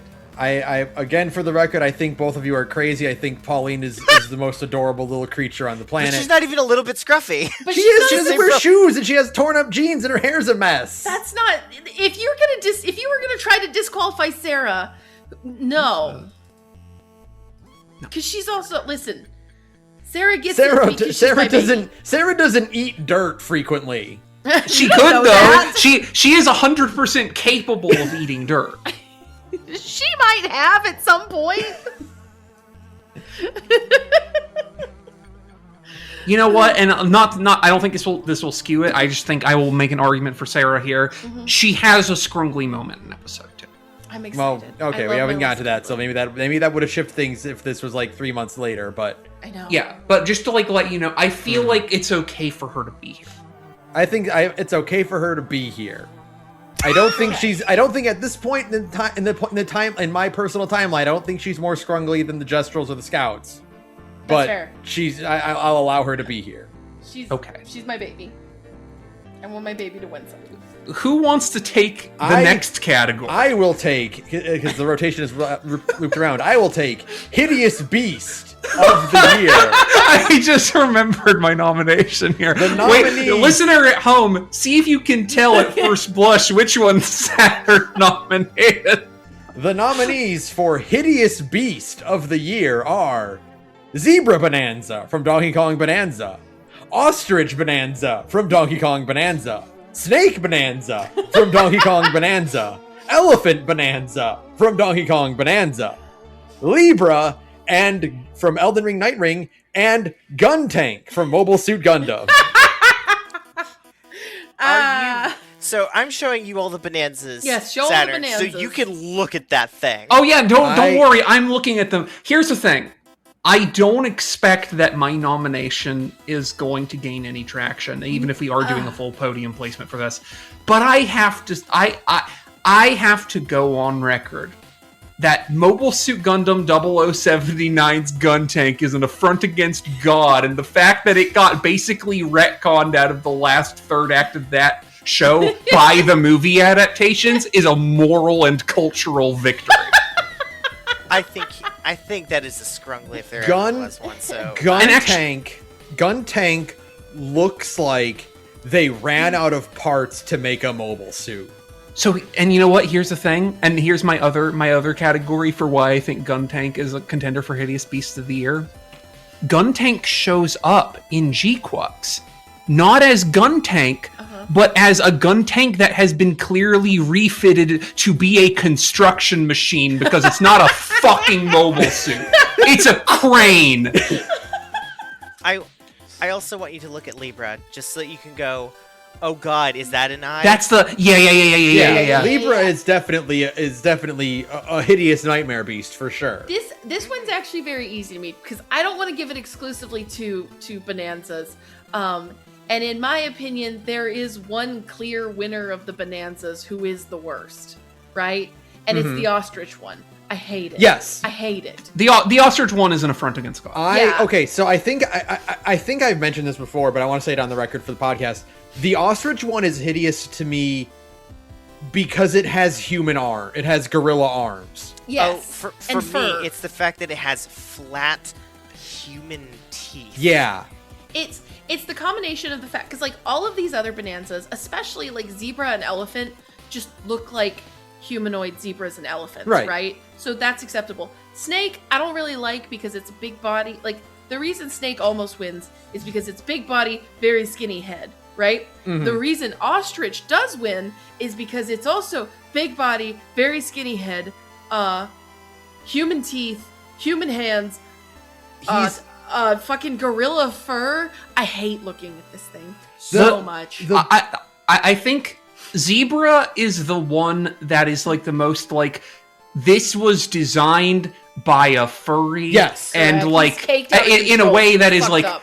it. But like Zebra is like the flirting version of that, where it's like I don't go here for this, but I understand why he looks this way. Totally, absolutely. Elephants, kind of boring, inoffensive. Snake's a little weird, but like if Snake was a cartoon character from, you know, like a 90s cartoon, you could see someone developing a bizarre sexual fixation with him. Completely. Ostrich is my enemy. If I see Ostrich in any capacity, I'm throwing hands even if it kills me. No, listen. Ostrich Banana is the Lanky Kong of the Bonanza form. That's an insult to Lanky Kong. Yeah, that's mean to Lanky Kong, who does not deserve that. Lanky Kong is kind of weird looking, but he's my friend. This fucking thing needs to get turned to a Thanksgiving turkey today. Lanky Kong is a man who is doing the best with what God gave him. Here's my thing. Lanky Kong versus Gun Tank, I'm throwing Gun Tank in the scrap heap, okay? Gun Tank versus Ostrich is the one of these where I might go, if I only have one bullet, I might be turning it on that bird. Yeah. Instead of firing it uselessly at the indestructible Gun Tank. I need to reiterate this thing. Ostrich would be 90% improved if he had Rivali arms. Yes. Like if he had like Falco, like if he had like wing arms that had fingers. Yes. Much better design. The problem is, going by the motif of everything else, they would also be bananas. You'd have banana fingers. That'd be okay. And That'd be better. I don't know if that would be It's better. the I think it would human still be hands. better. It's the human hands that really tip this over the edge into truly like abysmal to look he at. looks like he looked like Saturn said, like he looks. This is the only one that looks like a gorilla ostrich. He looks like the mid between of an Animorph. He looks like if you got an American comics author if you tried to describe a Lugia to him and he illustrated it from first principles. It's truly a galling sight to behold, and I need this thing to be killed with hammers. Why I am saying fucking Ostrich Gold, Libra Silver, Gun Tank Bronze, because I don't want Gun Tank to get anything, but also I don't want to give it to two Bonanzas. Another Bonanza. Yeah, exactly. I think Gun Tank should also lose at losing because I hate Gun Tank. Thank you. Yeah, you know what? That's a fair. So I think it should just lose at losing because I hate Gun Tank as well. The one thing that I would say, and this is just a personal thing, and I'm willing. Oh my god. Oh. A child has been kidnapped about 5 counties over. It's a snow emergency. Yeah, Oh, no okay. shit. It's a snow emergency. It's been You fucking live in snowing all Michigan. day today. Oh my god. Anyway, I'm gonna say my one caveat about nominating Libra for this is that Libra's supposed to be ugly. Yeah, but Libra he's was really an- unpleasant to look It's at. it's very unpleasant to look like, but that's on purpose. Whereas Gun Tank and the Bonanzas were not like they didn't sit down and design Gun Tank being like, I'm gonna draw some real shit right now. Yeah. I don't necessarily want Bonanza to get 2 either. No, that's my thing. But- I also but- don't want that either. But the thing is, and I know like we're just talking about Night Rain. Yeah, Libra looks weird. I don't even think Libra's the most hideous beast in Elden Ring. It's not. But, like, Libra is the most, like, don't get me wrong, I don't like looking at it. But also, like, in the grand scheme of Elden Ring, I don't even think it places. That's why I want to say that I think Gun Tank should take silver. I think my Well, alright, Betty, you got me. my argument here with Libra is that, unlike any of the other Night Rain bosses, Libra chooses to look like that. Oh. That's, you know what? That is the result of years and years and years of looking at Bloodborne stat boosters. So I'm gonna say something right now that I'm looking at this design very closely. Libra and Ostrich kind of have the same like silhouette going.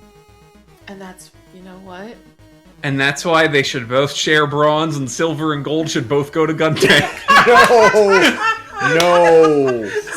But like, Ben, because you brought that up, you brought that argument down on yourself. I'm gonna go back to what we said. I think it's gonna be Ostrich gold, Libra silver, and Guntank bronze. That's fine. Just because. I think look, my problem is like I hate deserves a gold medal in anything. My thing is like I also my pure Patrick Bouvon insanity. I don't really get like I can just forget about the Donkey Kong Bonanzas. I would give Guntank all 3 of these medals if I could. If this were my champion category, I would have brought up these horrible Bonanza just to give me a justification to say Guntank wins all 3. But failing that, I'm okay with Guntank taking bronze. Okay. I simply don't agree with you because I think Guntank is Moe. I think Guntank should be killed with the biggest hammers you can find. I think it deserves to be in Scrungly, honestly. I think you're insane. Well, Saturn, you know what? Saturn, I fully support you in your hatred of Guntank. For full clarity, I think Guntank looks more stupid than ugly. I mean, I think they're I don't think there's anything hideous about it. I think anyone who's piloting a Guntank on the battlefield just feels like an asshole. Yeah, because they have to co-pilot it with someone else like too. They're sitting on there and their fucking tank treads rolling out while fucking Amuro is out there with his fucking beam sword chopping things up, and he's like, God, I'm such a tool bag. What am I fucking doing here? Oh, my thing is like I also. If I had the opportunity, I didn't think to do this, but I should have thought to do this. I should have put the Hygog in like in Scrimblo, or because like I think you can put the Hygog in Smash Brothers because that's broadly what Ruby Weapon is. Yeah. But I didn't do that, and I like our rating, so it's fine. Mm-hmm. But like to me, the Hygog wins something spiritually. I don't know what it is. I do want to also. I know we've locked it in, but I want to just add that. Man, Zebra would be so much better if it had the human hands. No. I don't like it. No, I think it would make it worse. I think it would make it worse. I think that would make it way worse. Yeah. Anytime I see a horse character and they have human hands, I'm immediately disgusted. Something about it just grosses me out. I think of the deer from Adventure Time. You know yeah, I don't like it for the same reason that I don't like Chopper's arm point in One Piece, because like it's just big beefy arms that taper off into these little hooves. Yeah, imagine how fucking hard it hurts to get punched by that. That's right. Mm-hmm. Like a bowling ball sized fingernail attached to that fucking cannon. Are you kidding me? I'm afraid of this thing. It's funny because Zebra isn't even the punching one. It's the fast run one. It could be the punching one. Fucking look at it. It's crazy how the funny thing about how hideous all these other Bonanzas look is that Kong Bonanza looks so fucking cool. Well, yeah, because it's a gorilla turning into a gorilla. All of these others are a gorilla crossed with another thing, and that's why it looks horrible. Also, why does Zebra have such a fat ass? I mean, I know why Zebra has a fat ass. He's got them strong legs. That's not to run fast. That's not why he has a fat ass. That's not why. There's somebody in Nintendo with Fur Affinity account. That's why he has a fat ass. You know what I mean? Kong Bonanza looks so fucking cool. I'm willing to commit to public record that even though I don't go here for it, I am 100% believing that Zebra Kong was designed with someone's dick. That's what I'm thinking. Zebra and Elephant, I would say also Elephant, are definitely like someone was in the mood when they created these. I think Elephant's is a little more ugly, and like the way I look at Elephant, I do kind of think that someone was drawing it based on like, man, I really want to play one of the Mega Man X games. He does kind of have the flame mammoth vibe to him. He's kind of got that proportion and is stanced up in that way, you know. The thing is that Zebra Kong is like he's too triangular and he has a big fat ass. You know what I mean? So that alone is why I'm like, this is somebody's furry. Someone is Folks, definitely. I don't want to be in Hideous Beast anymore. Yeah, we're done. We got that. We got that one. Yeah, because we're moving on to like the best category of this entire that's show. why I am announcing this category is because it's a category that was made for me. Before you get started, though, just to lock in, Ostrich Bonanza takes gold, Libra from Elden Ring Night Rain takes silver, and Gun Tank takes bronze. Correct. That's right, Gun Tank. Correct. You're the biggest loser here. Okay. Fuck you, Gun Tank. Fuck you. God forbid women do anything of the year. The best award, probably the last award of the night, because we're all going to be arguing about this one. This is going to take a while. Is, yet again, the princess from Sally and the Princess. Obviously this time. Valerie Vapor from Shooty Shooty Robot Invasion. Carolyn from Caroline from Viscera Fest. Catherine Janeway from Star Trek Voyager. Oh, yeah. Mariner from Star Trek The Lower Decks. Evangeline Morgan of The Devil. The Lady of the Water from FGO Summer 8. Picayune from Picayune Dreams. Helly from Severance. Freerin from Freerin. Madame Pipistrello from Pipistrello and the Cursed Yo-Yo. Nanami from Revolutionary Girl Usuna. Scarlet from May I Ask for One Final Thing. Vi, is it Vi or V? V. V, I thought so. V from The Butterfly Effect. Papillon à quatre mains. It's been a while since I spoke French. Hiroko Shizuhara from The 100 Line. Last Defense Academy. So I'm gonna squeeze in here before we do anything. Yeah. And this is a nuclear hot take I'm about to drop. Oh no. Don't do this. So a lot of these characters do kind of hinge on literally being able to complain, God forbid women do anything of the year. Mm-hmm. Nobody can say shit about that to Catherine Janeway because she will shoot them out of an airlock before they even finish that sentence. That was my nitpick about Catherine, and also, even though I put her on the list, thinking about it, Scarlet. Because Catherine and Scarlet get away with anything they want to do. No, well, the problem with Scarlet is, at any point Scarlet does anything, it is always with the contingency that everybody around her is protesting. Why the fuck is she allowed to do anything? True. Now, Catherine is the captain and the protagonist and the villain. She gets to do whatever she wants. Now, here's the thing for Catherine, is that I can't say anything about this, but you know, two of the three of you know. Yes. The thing that she should be on here for more than anything else involves literally everybody going, God forbid you do that. Don't do that. Under no circumstances should you do that. And she goes, oops, did I do that? Did I do that? While actively doing it. Listen. Listen, okay, no spoilers.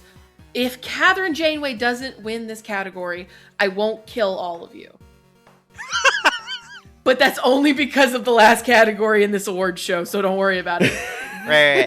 Being said, I still think Catherine Janeway should win this category because this is, you know, the God forbid women do anything is because the fandom is always like, Catherine Janeway's so insane. Catherine Janeway does all these war crimes. Catherine Janeway killed Tuvix.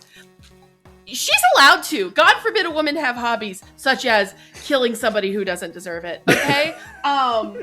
Delete the wife. Deleting the wife. Okay? Listen, she's an icon. She's a visionary. She's got a purpose and a clarity of spirit that the rest of us could only dream of having. Okay? She's my role model. And as a result, I am in love with her. It's a big problem. I suppose that's fair. Mm-hmm. My counterpoint is that the only people who ever say, what is she doing here? Mm-hmm.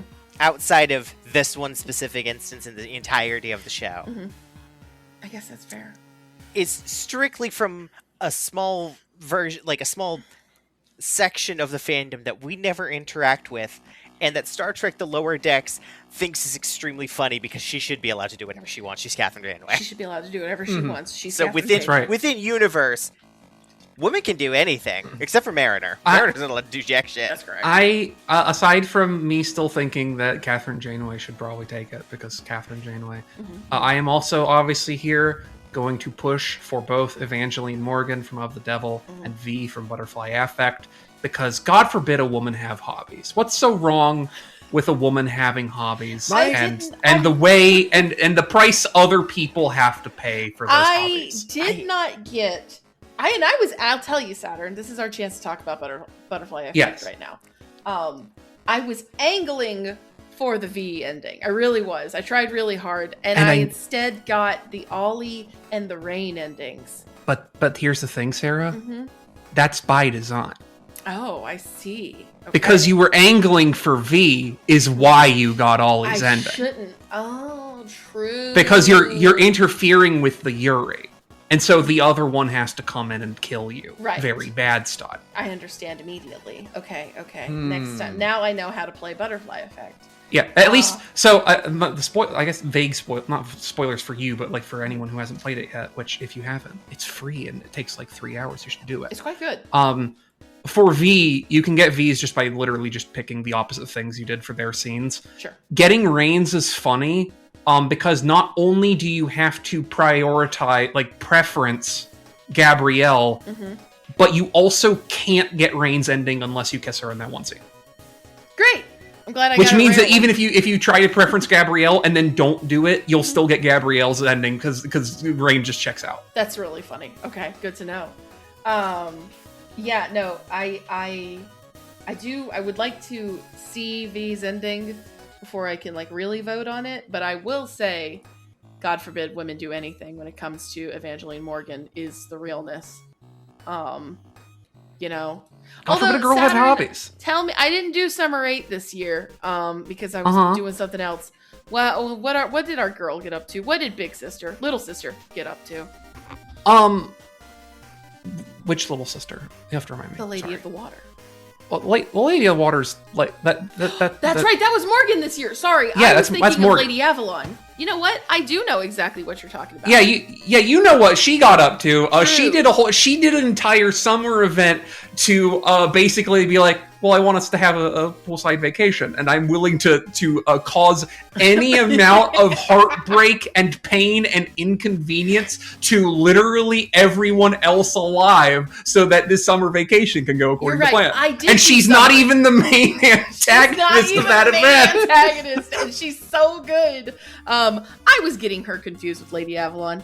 I apologize. She has the normal amount of guileless complicity in everything that goes on. But that's our girl for you. That's right. You're right that the Lady of the Water / Summer Morgan has never done anything wrong a day in her life ever. So a lot of Morgans not doing things wrong. That's right. That's right. I will say, and I know we've already put her on a gold elsewhere, but the princess is the actual distillation of God's forbid this woman do literally anything. That's actually a really funny way to read that title. But also, the thing is, as we've established from the confines of that narrative, if you gave the princess the ability to do anything, she wouldn't. True. Because that's not her place in the play. Right. Which is why I don't think she's podium placer, but I get what Oates is saying. Yeah, she should be in this category, but also I don't think the gods no longer forbidding her to do anything would stop her from not doing anything. Understandable. Oh man, there's so many. This is a really hard one. Caroline causes untold amounts of death and destruction, and unintentionally summons an elder god from beyond the realm, because she's doing bounties to buy her boyfriend an engagement ring. That is cute. That's cute. And everyone, because no one knows, everyone is trying to stop her from doing this, and she just doesn't listen to them. That feels pretty God forbid I do anything for someone nice. I also have to, aside from my love for V and Evangeline, and those being characters whose God forbid women do anything or have a lot of overlap, let's say. I do also have to shout out Hiroko Shizuhara for reasons I literally cannot talk about with the rest of you. I'm sorry. That poses a problem. And yeah, no, that's why I'm shouting her out. I know she's not going to podium place. I will be really happy for her to be in God Forbid Women Do Anything next year when the rest of you have finished the Uchikoshi route. Well, Saturn, we at least can give you one thing, which God forbid she do anything in the first route. That's true. Doesn't get to. That's literally true. A similar thing. I was also going to say I do need to push for Nanami as well, because somehow, despite her entire presence in the show being convoluted schemes to harass God's most punished woman, she wasn't in Scumbag of the Year even. But that's the funny thing is, the reason Nanami escapes Scumbag of the Year is because Nanami is the only person in Revolutionary Girl Uzuna who is smart enough to escape the plot. She finds out what's going on between Anthy and Akio and immediately pieces out. She's like, you know what? This is a much more fucked up anime than I thought I was in. I gotta go. She is explicitly the only character to actually have her development stick. Yeah. She sees what's going on and goes, yeah, this isn't fun anymore. She's the only character who has her development stick, which is why she doesn't show up in the movie except for a non-canon cameo for all the people who go, okay, but where's the monkey and also Nanami? Exactly. I will bring up, so nobody has interacted with the lower decks besides me and Sarah at this point. I don't think she's going to be a podium placer, but I do need to bring up... She's really good. Mariner's entire thing is that she is deliberately giving herself outs so that she can avoid a promotion if at all possible, while also complaining that she's not able to do anything because she doesn't have either the clearance or the respect of her peers because she keeps deliberately sabotaging herself. And so she's constantly going, God forbid women do anything when it's her own damn fault. Correct. And she's really, I gotta stress, Catherine Janeway is the most character in Star Trek. The second most is Mariner, right? Because she's also just constantly making mistakes and then being angry that people are mad at her for it. Mariner is what would happen if Apricot and Redica did the fusion dance. Correct. Basically. I'm very excited to get to Lower Decks. She is a genuinely good character. Star Trek The Lower Decks is just a really good show, and it pisses me off. Like, it's so good. But yeah, unfortunately, we have made a big mistake. We have. Which is a very packed category. One, it's a packed category. Two, we did put Morgan FGO on this list, and I did swear a blood oath to always defend my wife. So... I guess here's the thing. And why I would be okay with cutting her. Is because ultimately she does basically get to spend summer the way she wants to. She does. I guess that's so she doesn't actually, like, there's no, sense that, obviously what she has done causes a problem, but she is not made meaningfully to account or, threatened, really, with being truly accountable. Mostly just her going, oh, yeah, I guess it was kind of a dick move. Mea culpa. Anyway, beach time. That's true. Good I want to shout out real quick to Madame Pipistrello, who gets the God forbid women do anything reaction due to even the slightest pushback from her nephew. So the plot of Pipistrello and the Cursed Yo-Yo is that Pippet goes to visit his auntie, who is the CEO of the electric company of the city that the game takes place in. And then she gets trapped by 4 rival CEOs inside the Cursed Yo-Yo. Okay. And so while you're going around fighting all these other CEOs, the Yo-Yo she can talk to you through the Yo-Yo, and she's constantly going through things where it's like, the CEO of this company is so evil. All he does is work his employees to the bone and doesn't give them any time off. And Pippet goes, "But Auntie, you don't give your employees time off either." And then she goes, "Oh, shut up, Pippet. You don't know anything about being a CEO." I see. Her God forbid women do anything for what little game I saw is that every time you encounter another boss, you go, wait a minute, she's like worse than they are. Yeah. What? And then you're like, Auntie, it kind of sounds like, and she's like, shut the fuck up and kill him. Okay. Oh, God. I'll make a continue, let's see. I just think Scarlet should be on there. I don't know where, but like... She's really good. She's really good. Every single thing she says or does is met with pushback, which is why she is constantly saying, God forbid. And it's true because she lives in a villainous anime, right? Not only does everything she do, it's always met with pushback. But she's always 100% right? It's because true. Because villainous animes are fucking they're power fantasies, but for women, right? Yeah, it's the power fantasy of knowing that you're correct even when everybody else gives you shit. Correct. That's the only reason why I'm not as enthusiastic about her, because I know she's met with pushback, but it is also one of those things like there's not a moral ambiguity here. She is just right. She is just right. But I think it's the power fantasy. But I think that if we're going to, I'm being turned around on this. Mm-hmm. I think that makes it better that she's always right, because so the thing with Scarlet is that yes, she's always right, but her solution is always to just beat the shit out of someone. Well, yeah, because she's right. Yeah. Like, because God forbid women do anything. There are other ways that exist in this universe. Like, this isn't a universe that relies on her. She's not fighting Frieza here. Like, you could be like, hey, this guy is like a slave owner and is like part of like an underground human trafficking ring. You can just send guys to arrest him. He's just like, why would you do that when you should? But I think that subjecting slave owners to the right of law is cowardice, and it is in fact the correct option to beat the fucking tar out of them.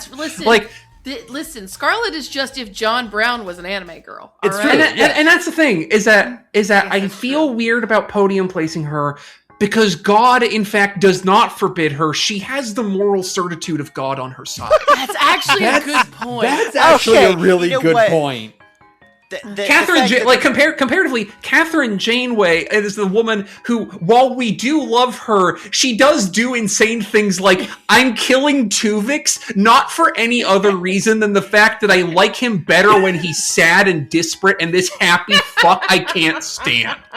The problem is that they both suffer from protagonist-centered morality. Mm-hmm. So, Catherine Janeway is always right, and also, nobody ever questions her, except Chakotay, and fuck Chakotay's opinion on anything. Yeah. Chakotay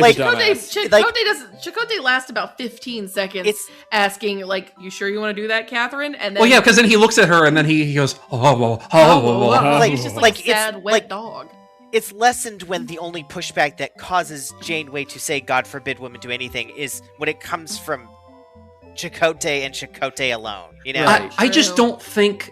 That takes the wind out of my sails there. I think God could forbid Catherine Janeway from doing something. Catherine would do it. She would at least struggle against the forbiddance of God before she finds a way to do it. Correct. I do think Scarlet could just punch God to death if God tried to get her.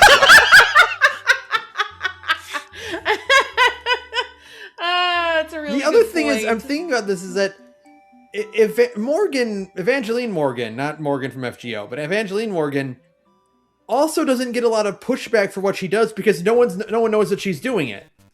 But she's always under threat of discovery. True. The only reason that she is safe in our perspective as the readers is that we know it's supposed to be a 5-episode story and that she'll probably be in it until the last one. There's a chance that she just gets arrested in episode 3 and you play the rest of the game as Sara. That would be really and who knows? I don't know. They're my friends. I don't know what the fuck they're writing for this game. That could happen. Yeah. I don't know. But like, she is at least, even though she has the devil's own luck, as it were, she is always acting under threat because God forbid the Heartbreak Killer do anything. Like have hobbies. Hard.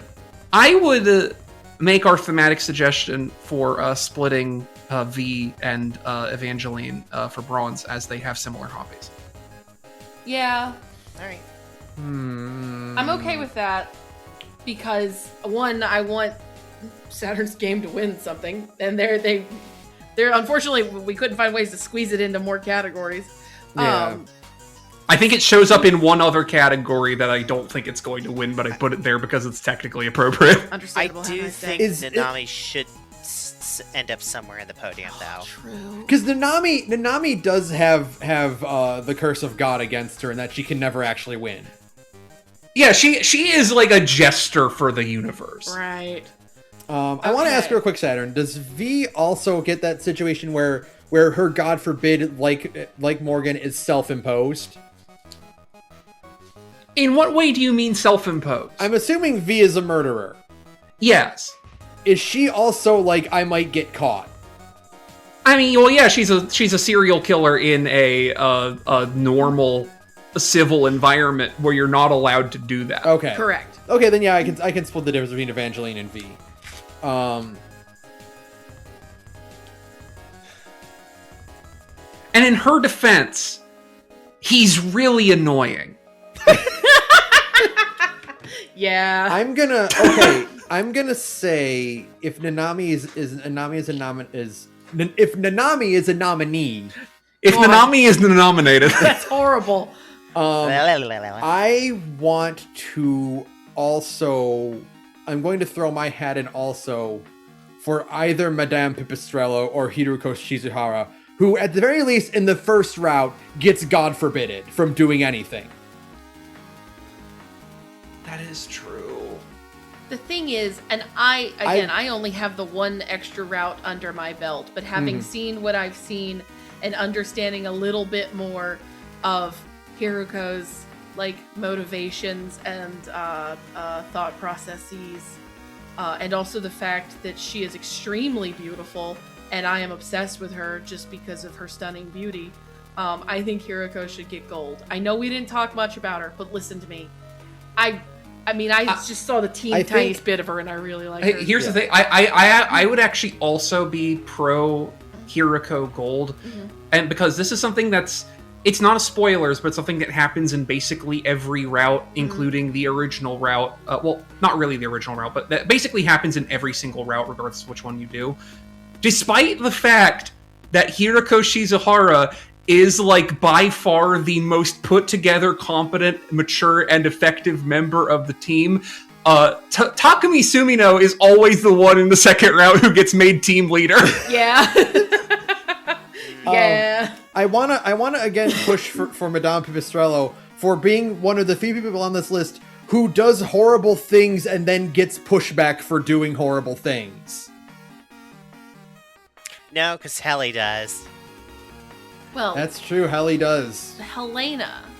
Helena does. You know, that's true. We are making the distinction. We have to make a We have to make a distinction distinction, between Helly and Helena. Helly has never done anything Helly wrong is a good day in girl, her yeah. life. Helly is a sweetheart. God forbid Helly breathe. Helly deserves the world. You know what? In that sense, Oates is right. God forbid Helly be allowed to do anything. Because Helena is there to Helly suppress is really her. Good. Yeah, that's true, actually. I feel more strongly about other characters on this list, but I do love Helly McSeverance. She's a really good character. Literally trapped in the body of the worst person in the entire world, which is really compelling. And I really want that third season to come out sometime in my human life, but that's neither here nor there. 2029. Shut up! I just finished watching Pluribus too. I'm fucking wilting. I've got 2 shows now on Apple TV that are never getting another season.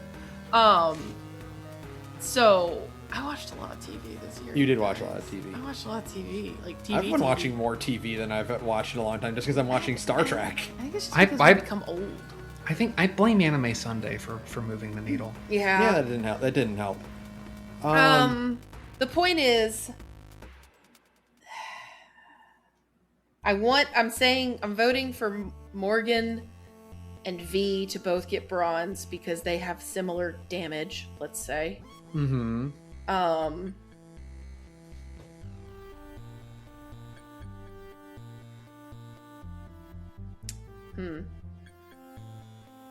how do we feel about Hiroko Gold, Helly Silver, V, and Morgan Bronze?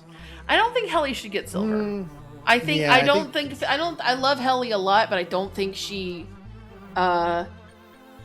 should podium place. She placed. Yeah, I don't think she But I placed. do think Hiroko Gold. That is easy. That's a very easy one because God forbid her from doing anything for the entire first round. Yeah. And also just literally there's the jokey interpretation, but also God forbid a woman do anything in that Hiroko, let's be real, when you first talk to her for a little while, you're like, this girl's a bitch. And then you get to know her for a little bit longer and you're like, oh, okay, she actually has extremely valid reasons for acting the way she does. And in fact, she has the most noble heart of them all.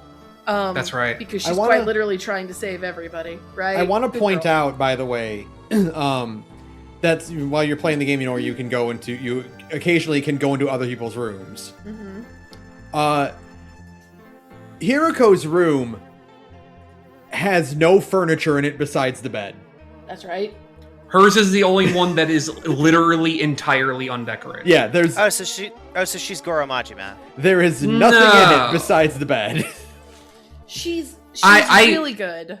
It really hurts that I cannot talk more about this character because I gotta stress that even with the routes you've done, you have not seen any of her for real. I know. I'm working. However, if she did win gold, I do think that you all in a couple months would be like, yeah, no, that was justified and the correct decision. I think we should give Nanami silver because she is a bad person who never wins and gets pushback from people for the horrible things that she does. Correct. Her good ending is that when she appears again in the movie, you don't even see her as a human. She is her cow joke form. Yeah. Also, the only times she attempts to do anything to break the cycle of the hell that she has created is met with more abuse from her brother until she just leaves the series. That's right. Yeah. She doesn't even get to have the power of lesbian sex awaken her motorcycle form or whatever. She doesn't even get the real power of redemption. She just goes, you know what? I'm going to do the thing that all old TV does, and I'm just going to go on a bus and visit. I'm getting the fuck out of here, actually. This place sucks. Nanami's ultimate victory is her going, I don't want to play anymore. I don't want to have a I see where the trajectory goes. No matter what, it doesn't look good. I'm not gonna play. She's really funny. I've been chased by elephants. I've been turned into a cow, and this is my limit.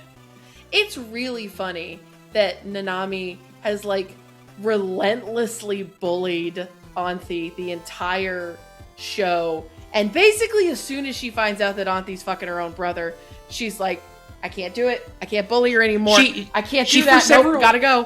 For several episodes, she has a 10-year-old boyfriend as an elaborate bit, and then she finds out what's happening between those two, and she's like, "Oh, you're doing that for real? Oh, no. You're for real, and she's related to you? Oh God, get me the fuck! I don't even like my own brother Asterix that much." Wait, that's weird. She pulls the ripcord and gets the fuck out of the series. She's like, no. She's like, I gotta be so clear. I was doing a bit this whole time. This is way too real for me. I gots to go. Wait, you actually fuck your brother? Oh, scene, not ironically. The scene where she is basically full on Tails gets trolled facing in the elevator. Where she's staring at the ceiling is the realest I've ever felt toward another character. She's like, she gets it. You're just looking at her and you can tell in her brain, she's like, my whole thing with my brother was just, I know he's adopted. I was kind of doing a Royal Tenenbaums bit, it's a victimless crime. This is insane. I was just doing like an Onisan thing. It was just I was going to be the big brother, little sister type character. This is real. I don't think I want to be here anymore. And then she gets the fuck out of the show. It owns. Yes, give her silver. Give her silver. Okay, so we're thinking Hiroko Gold, Nanami Silver, and then V and the Morgan. The two serial killers. Morgan and V. All right. Yes. That's right. We are locked in then. Wonderful. I'm thrilled with this spread. And while I am very sorry to Catherine Janeway for not taking this category. The thing is, Catherine gets away with way too much for her to be nominated for this. She gets Catherine, away with it too often.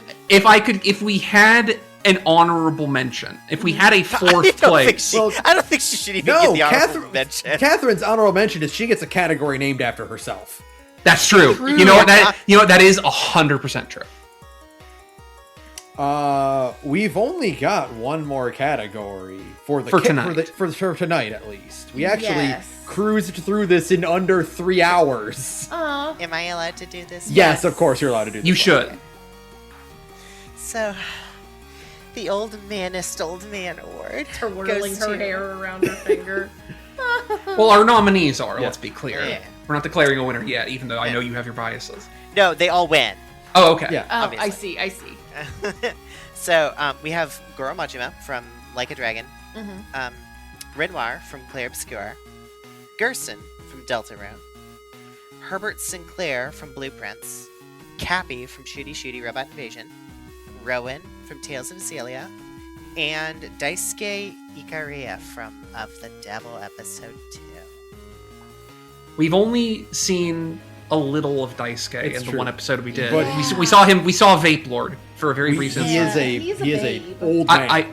I will give you the spoiler-free pitch for Daisuke Ikaria. He's like if you put Goro Majima and Kinzo Ushiromiya together. Holy shit! Oh no! That's a crazy combination.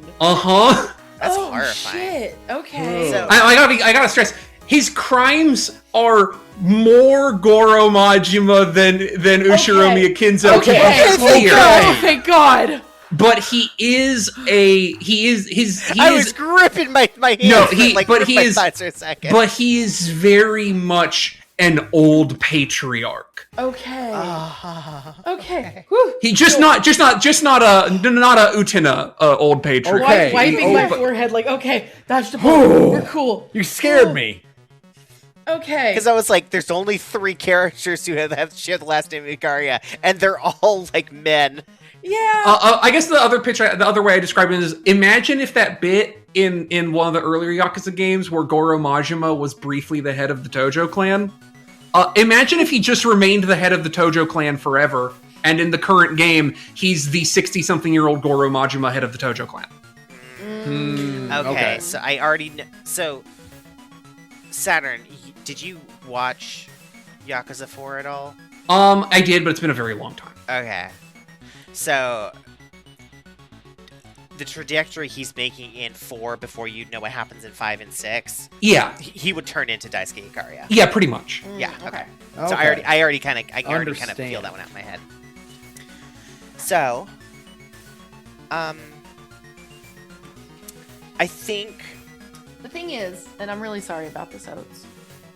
Gerson is like the old manest, like old coot old man. He's the old man, is old coot old man. Gerson's catchphrase is literally, I'm old. And what brief moments I've seen of like the new Deltarune stuff, I feel confident declaring Gerson is an old man elemental. yeah. The thing is, yeah. Oh, I don't know if we can give it to Goro Majima. Again, I'm really sorry. No, I don't really think so because he doesn't look old. He's a lot of and people. He doesn't act old. One of the running gags in Pirate Yakuza in Hawaii is people being flabbergasted that Goro Majima is like 65 years old. Yeah. Yeah, that part of my problem is that I have a hard time buying that Goro Majima is almost 70 now. Right. He's not an old man. I mean, he looks like one, but he's not one. You know, I mean the other way around. Oh, yeah. He is. But it's okay, because we have Daisuke Ikaria, who is believably a 60-something-year-old man. Right. I think the thing about... I want to really quick follow up with Gerson. Someone pointed out the thing that like instantly sold me as Gerson being the oldest coot old man is that someone was like, Gerson is what Sonic the Hedgehog would act like when he's 65. And I'm like, perfect. Yeah. I see. I wish somebody actually bothered to design Goro Majima as like a silver fox, in which case, yeah, sure, okay, throw him in Please, there. that would be Great. so good. God, please, it'd be so Look, good. if they were finally willing to give Kiryu gray hair and infinite wealth, maybe in Like a Dragon 9, Goro will have silver hair. No, they're not gonna. They're gonna Uh, reveal that Goro has been dyeing his hair for like 30 years. Yeah. I am gonna say I don't think Renoir should podium place just because he also doesn't really act like an old man at all. He's just like a dad. His thing is that he's in the universe. It's a surprise that he's old. But I will say, he is a babe. So Yeah. jot that one down. I do jotting it down. Stone Cold Baddie, also best boss theme in the whole game, is when you fight Renoir. It's fucking insane. It's such a good song. I do want to, if we're thinking of wacky old coots, then I gotta say Herbert Sinclair being like, "Here, great nephew, have my mansion that's always shifting locations every day." I have an evil eldritch roguelite mansion. It's yours if you solve my puzzles. Solve my riddles 3, and the mansion is yours, young great nephew. Yeah. Your mother, my dearest little niece, was my favorite child I've ever taken care of. I loved her like she was my daughter. Anyway, go into my Hellion Winchester mansion. Grandpa Herbert, how many puzzles do I have to solve before I'm allowed to have the mansion? 49. I'm not telling you. Figure that out yourself, you ungrateful little scamp. Kids these days want you to tell you how long the game is. Anytime I read any of his letters, like addressed to you, the player, I just imagine The jolliest, poshest old man. It's me, Grandpappy Sinclair. Yeah. A man who very clearly loves his grandnephew, like without a doubt, but illustrates it in the most eccentric and batshit crazy way imaginable. Correct. If you find your way to the 49th room, you will find a bowl with an unlimited supply of hard caramels. Yeah. Would you like some of my whorehound hard caramels? I have root beer if you'd prefer. I imported them from the territories. You mean the United States? Yeah, whatever. The kind of great uncle who would be like gifting the protagonist like a fucking $300,000 sports car on his 11th birthday. Independent of what he does or doesn't actually look like, he is a man you can only imagine with a mustache the size of a small dog. And Saturn, you would be correct. That is what Yes! Herbert Sinclair's photo is. Yeah, Yes. here's Great. a picture of what Herbert Sinclair looks like.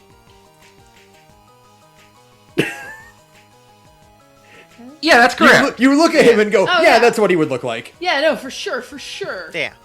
He looks like a man who would appear on a bottle of barbecue sauce, doesn't he? Yeah, it does. But yeah, Or on the bottle, or like, a bottle of root beer. You know what I mean? Yeah. of these, just from the descriptors alone, Herbert Sinclair, Daisuke, and Gerson like are fighting constantly for first place, and I don't know which. And the real sad answer is it's the winner is whoever dies of old age first. So it's Gerson. I feel like if we had the time, we would have to do a 4-way roleplay mahjong game for the winner.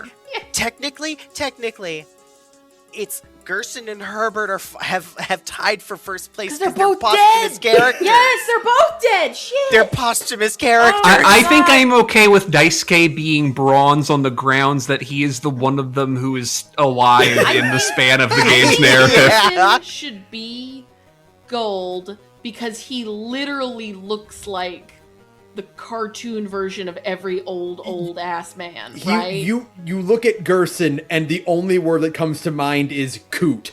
Yeah, he's a coot. Yeah. And then Herbert He's an old Sinclair dude. is also just an old guy. Yeah.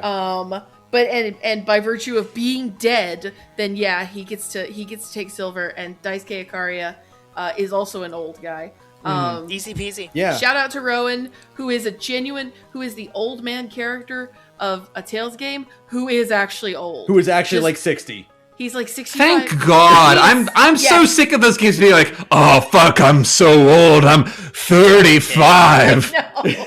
Although I will say, I've said this before, having now become a woman in her 30s, let's say, anytime Jade Curtis, a man who is 35 years old, says, "Oh, but I'm just so old," I go, "No, he's right. Yeah, for But sure." here's the thing, that's right, but also Jade Curtis can push those blocks one-handed, and I can't do that. It's true. I won't be able to do that when I'm 35. I can't even do it now.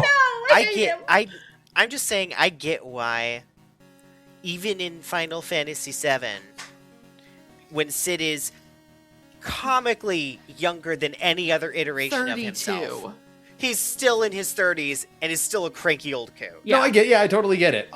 Can y'all remind me where you, because I know Ben finished it, where you two stopped in Shooty? Prison. Okay, so you did not get Cappy's backstory then. No. You did not, okay, that's fine. Okay. And I don't think it would change his placement. It wouldn't push the needle for Cappy. Because ultimately, Cappy is a dad and not a grandpa. He's Right. just an old dad. But also, I gotta stress, when you finally get your like, what's Cappy's deal thing, you just go, oh man, like not in a sad way. You just go like, oh, you're such an old man. Yeah, You're so old. You're so old for a guy who I should probably think of as at least a little more contemporary to me. But you feeling a little older than me makes you feel ancient. Yeah, Cappy is probably mid to late 40s and just aged bad. Father Time took a brick to that guy. Oh, because also, you haven't even seen his design in the last things either, and it just makes him look so much older than he already does. I see. I do want to follow up real quick on I know Goro's not going to place, but I want to point out like the distinction of him being so youthful in Pirate Yakuza is hilarious because like in Infinite Wealth, like you get obviously Kiryu is going gray now and he's a lot skinnier because he's lost a lot of his muscle mass. When you're doing the thing like to unlock jobs in Infinite Wealth, it's treated as you guys are going on little tourism events, like in Hawaii. One of them is doing a public yoga class, where Kiryu throws his back out trying to do poses. God alive. I see. He has cancer. Why are you letting him do that to himself? It's good for your fragile. It's good for breathing. It's good to get to stretch your muscles. No. He was in a wheelchair in the last game. Oh, okay. Yeah, at the end of it, for the most part of the game, he's doing fine. So our winners are Gerson in gold, Herbert Sinclair from Blueprints in silver, and Daisuke Ikaria from Of the Devil, Episode 2, in bronze. But let's be clear, all of them are silver foxes. That's right. That's right. That's right, Jay. Baby. Okay. We've done all of our character stuff. So do we want this to just be its own episode? We're 2:15 in approximately. All right, let's have it be its own episode. Yeah, I think we can cut off here because the next category has one that Oates and I need to get into. Yeah. That's like an entire 30-minute bit. Sarah and Saturn will get to walk away while Oates and I try to fucking piece this together. So we have 12 categories left to go. Spoilers for next week. That's assuming that more don't sneak their way in before we record again. As I said at the top of the recording, if this ends up being 3 parts, I'm not going to complain. I love the Gorgies. Oh no, my steak is too juicy, my lobster is too buttery. Yeah, that's fair. Oh no, they gave me 2 twice-baked potatoes with my fucking half-pound filet mignon. I love twice-baked potatoes, damn. So do I. Well, Double dice baked. congratulations to all of our current winners. And congratulations to the princess from Slay the Princess for Blorbo of the for year. being our March icon. That's right. Congratulations. My girl deserves it. If anybody deserves it, it's her. She's my true. baby. Oh, Saturn, Yes, I have a request. for February. No. For our Blorbo of the year. Oh sure, what's up? I need the princess to be, because it's like the thing is that it's in like that squiggle animation stuff, right? It should be the default princess, and it switches to whichever least Blorbo you want it to be. Like, it'll just smash cut to another one every couple of frames. I might be able to do that. It'll take some work, but I can do that. You just have to remind me. Okay. Yay! Oh, well, there's still more to come. There's still more Gorgies. There's still so much Gorgies. We did manage to get this in under 3 hours, which I'm very proud of us. By the way, people. Yeah. I honestly thought the God forbid woman do anything of the year would have taken us 2 hours. Yeah, no, we managed to at least, mostly because I was willing to accept Janeway not winning that category because there are other categories she's going to win. So it's okay. And that sped things along, thank God. So we will be back next week. We're not doing our normal sign out. I guess we'll do like our normal sign out, but not everything. Yeah. We will be back next week with more of this, and helping us determine what's good, what's bad, and why Catherine Janeway is the best character in modern media. Please look forward to it. Yeah. Be there. Ben, do you want to close us out? Thank you to Vistager for use of background music. Email us at thegorgepodcast@gmail.com. Follow us on all our social medias. Do all that kind of stuff. Patreon.com/thegorge. We're going to be doing more reboots soon, so that's your incentive to join that. And join our Discord to talk about the Gorgies and why we're wrong. Yeah, and if you're wondering what's going on with Butterfly Affect, and you join the Gorge Discord and you like read that and like tell me about it and like share your reactions to stuff, I'm not probing Sarah's opinions of the stuff that she did read because we're on award show and not roundup, but like I will after this because I want to know. If you do that, there might even be a special Discord role waiting for you. If you are one of my brave warriors and read my video game. Also, twitch.tv/mystery systems to watch us play Of the Devil. Yes, we'll be getting back to that sooner rather than later. We had discussed our scheduling plans for that, and that will be back sooner than probably we originally planned for. And twitch.tv/thegorgepodcast for Ace Attorney Investigations 2. Double the lawyer action. Double the lawyer fun. All right, that'll be it for us for now. We'll see you next week. We'll see you next week, people. Good night, everyone. Good night. Good night.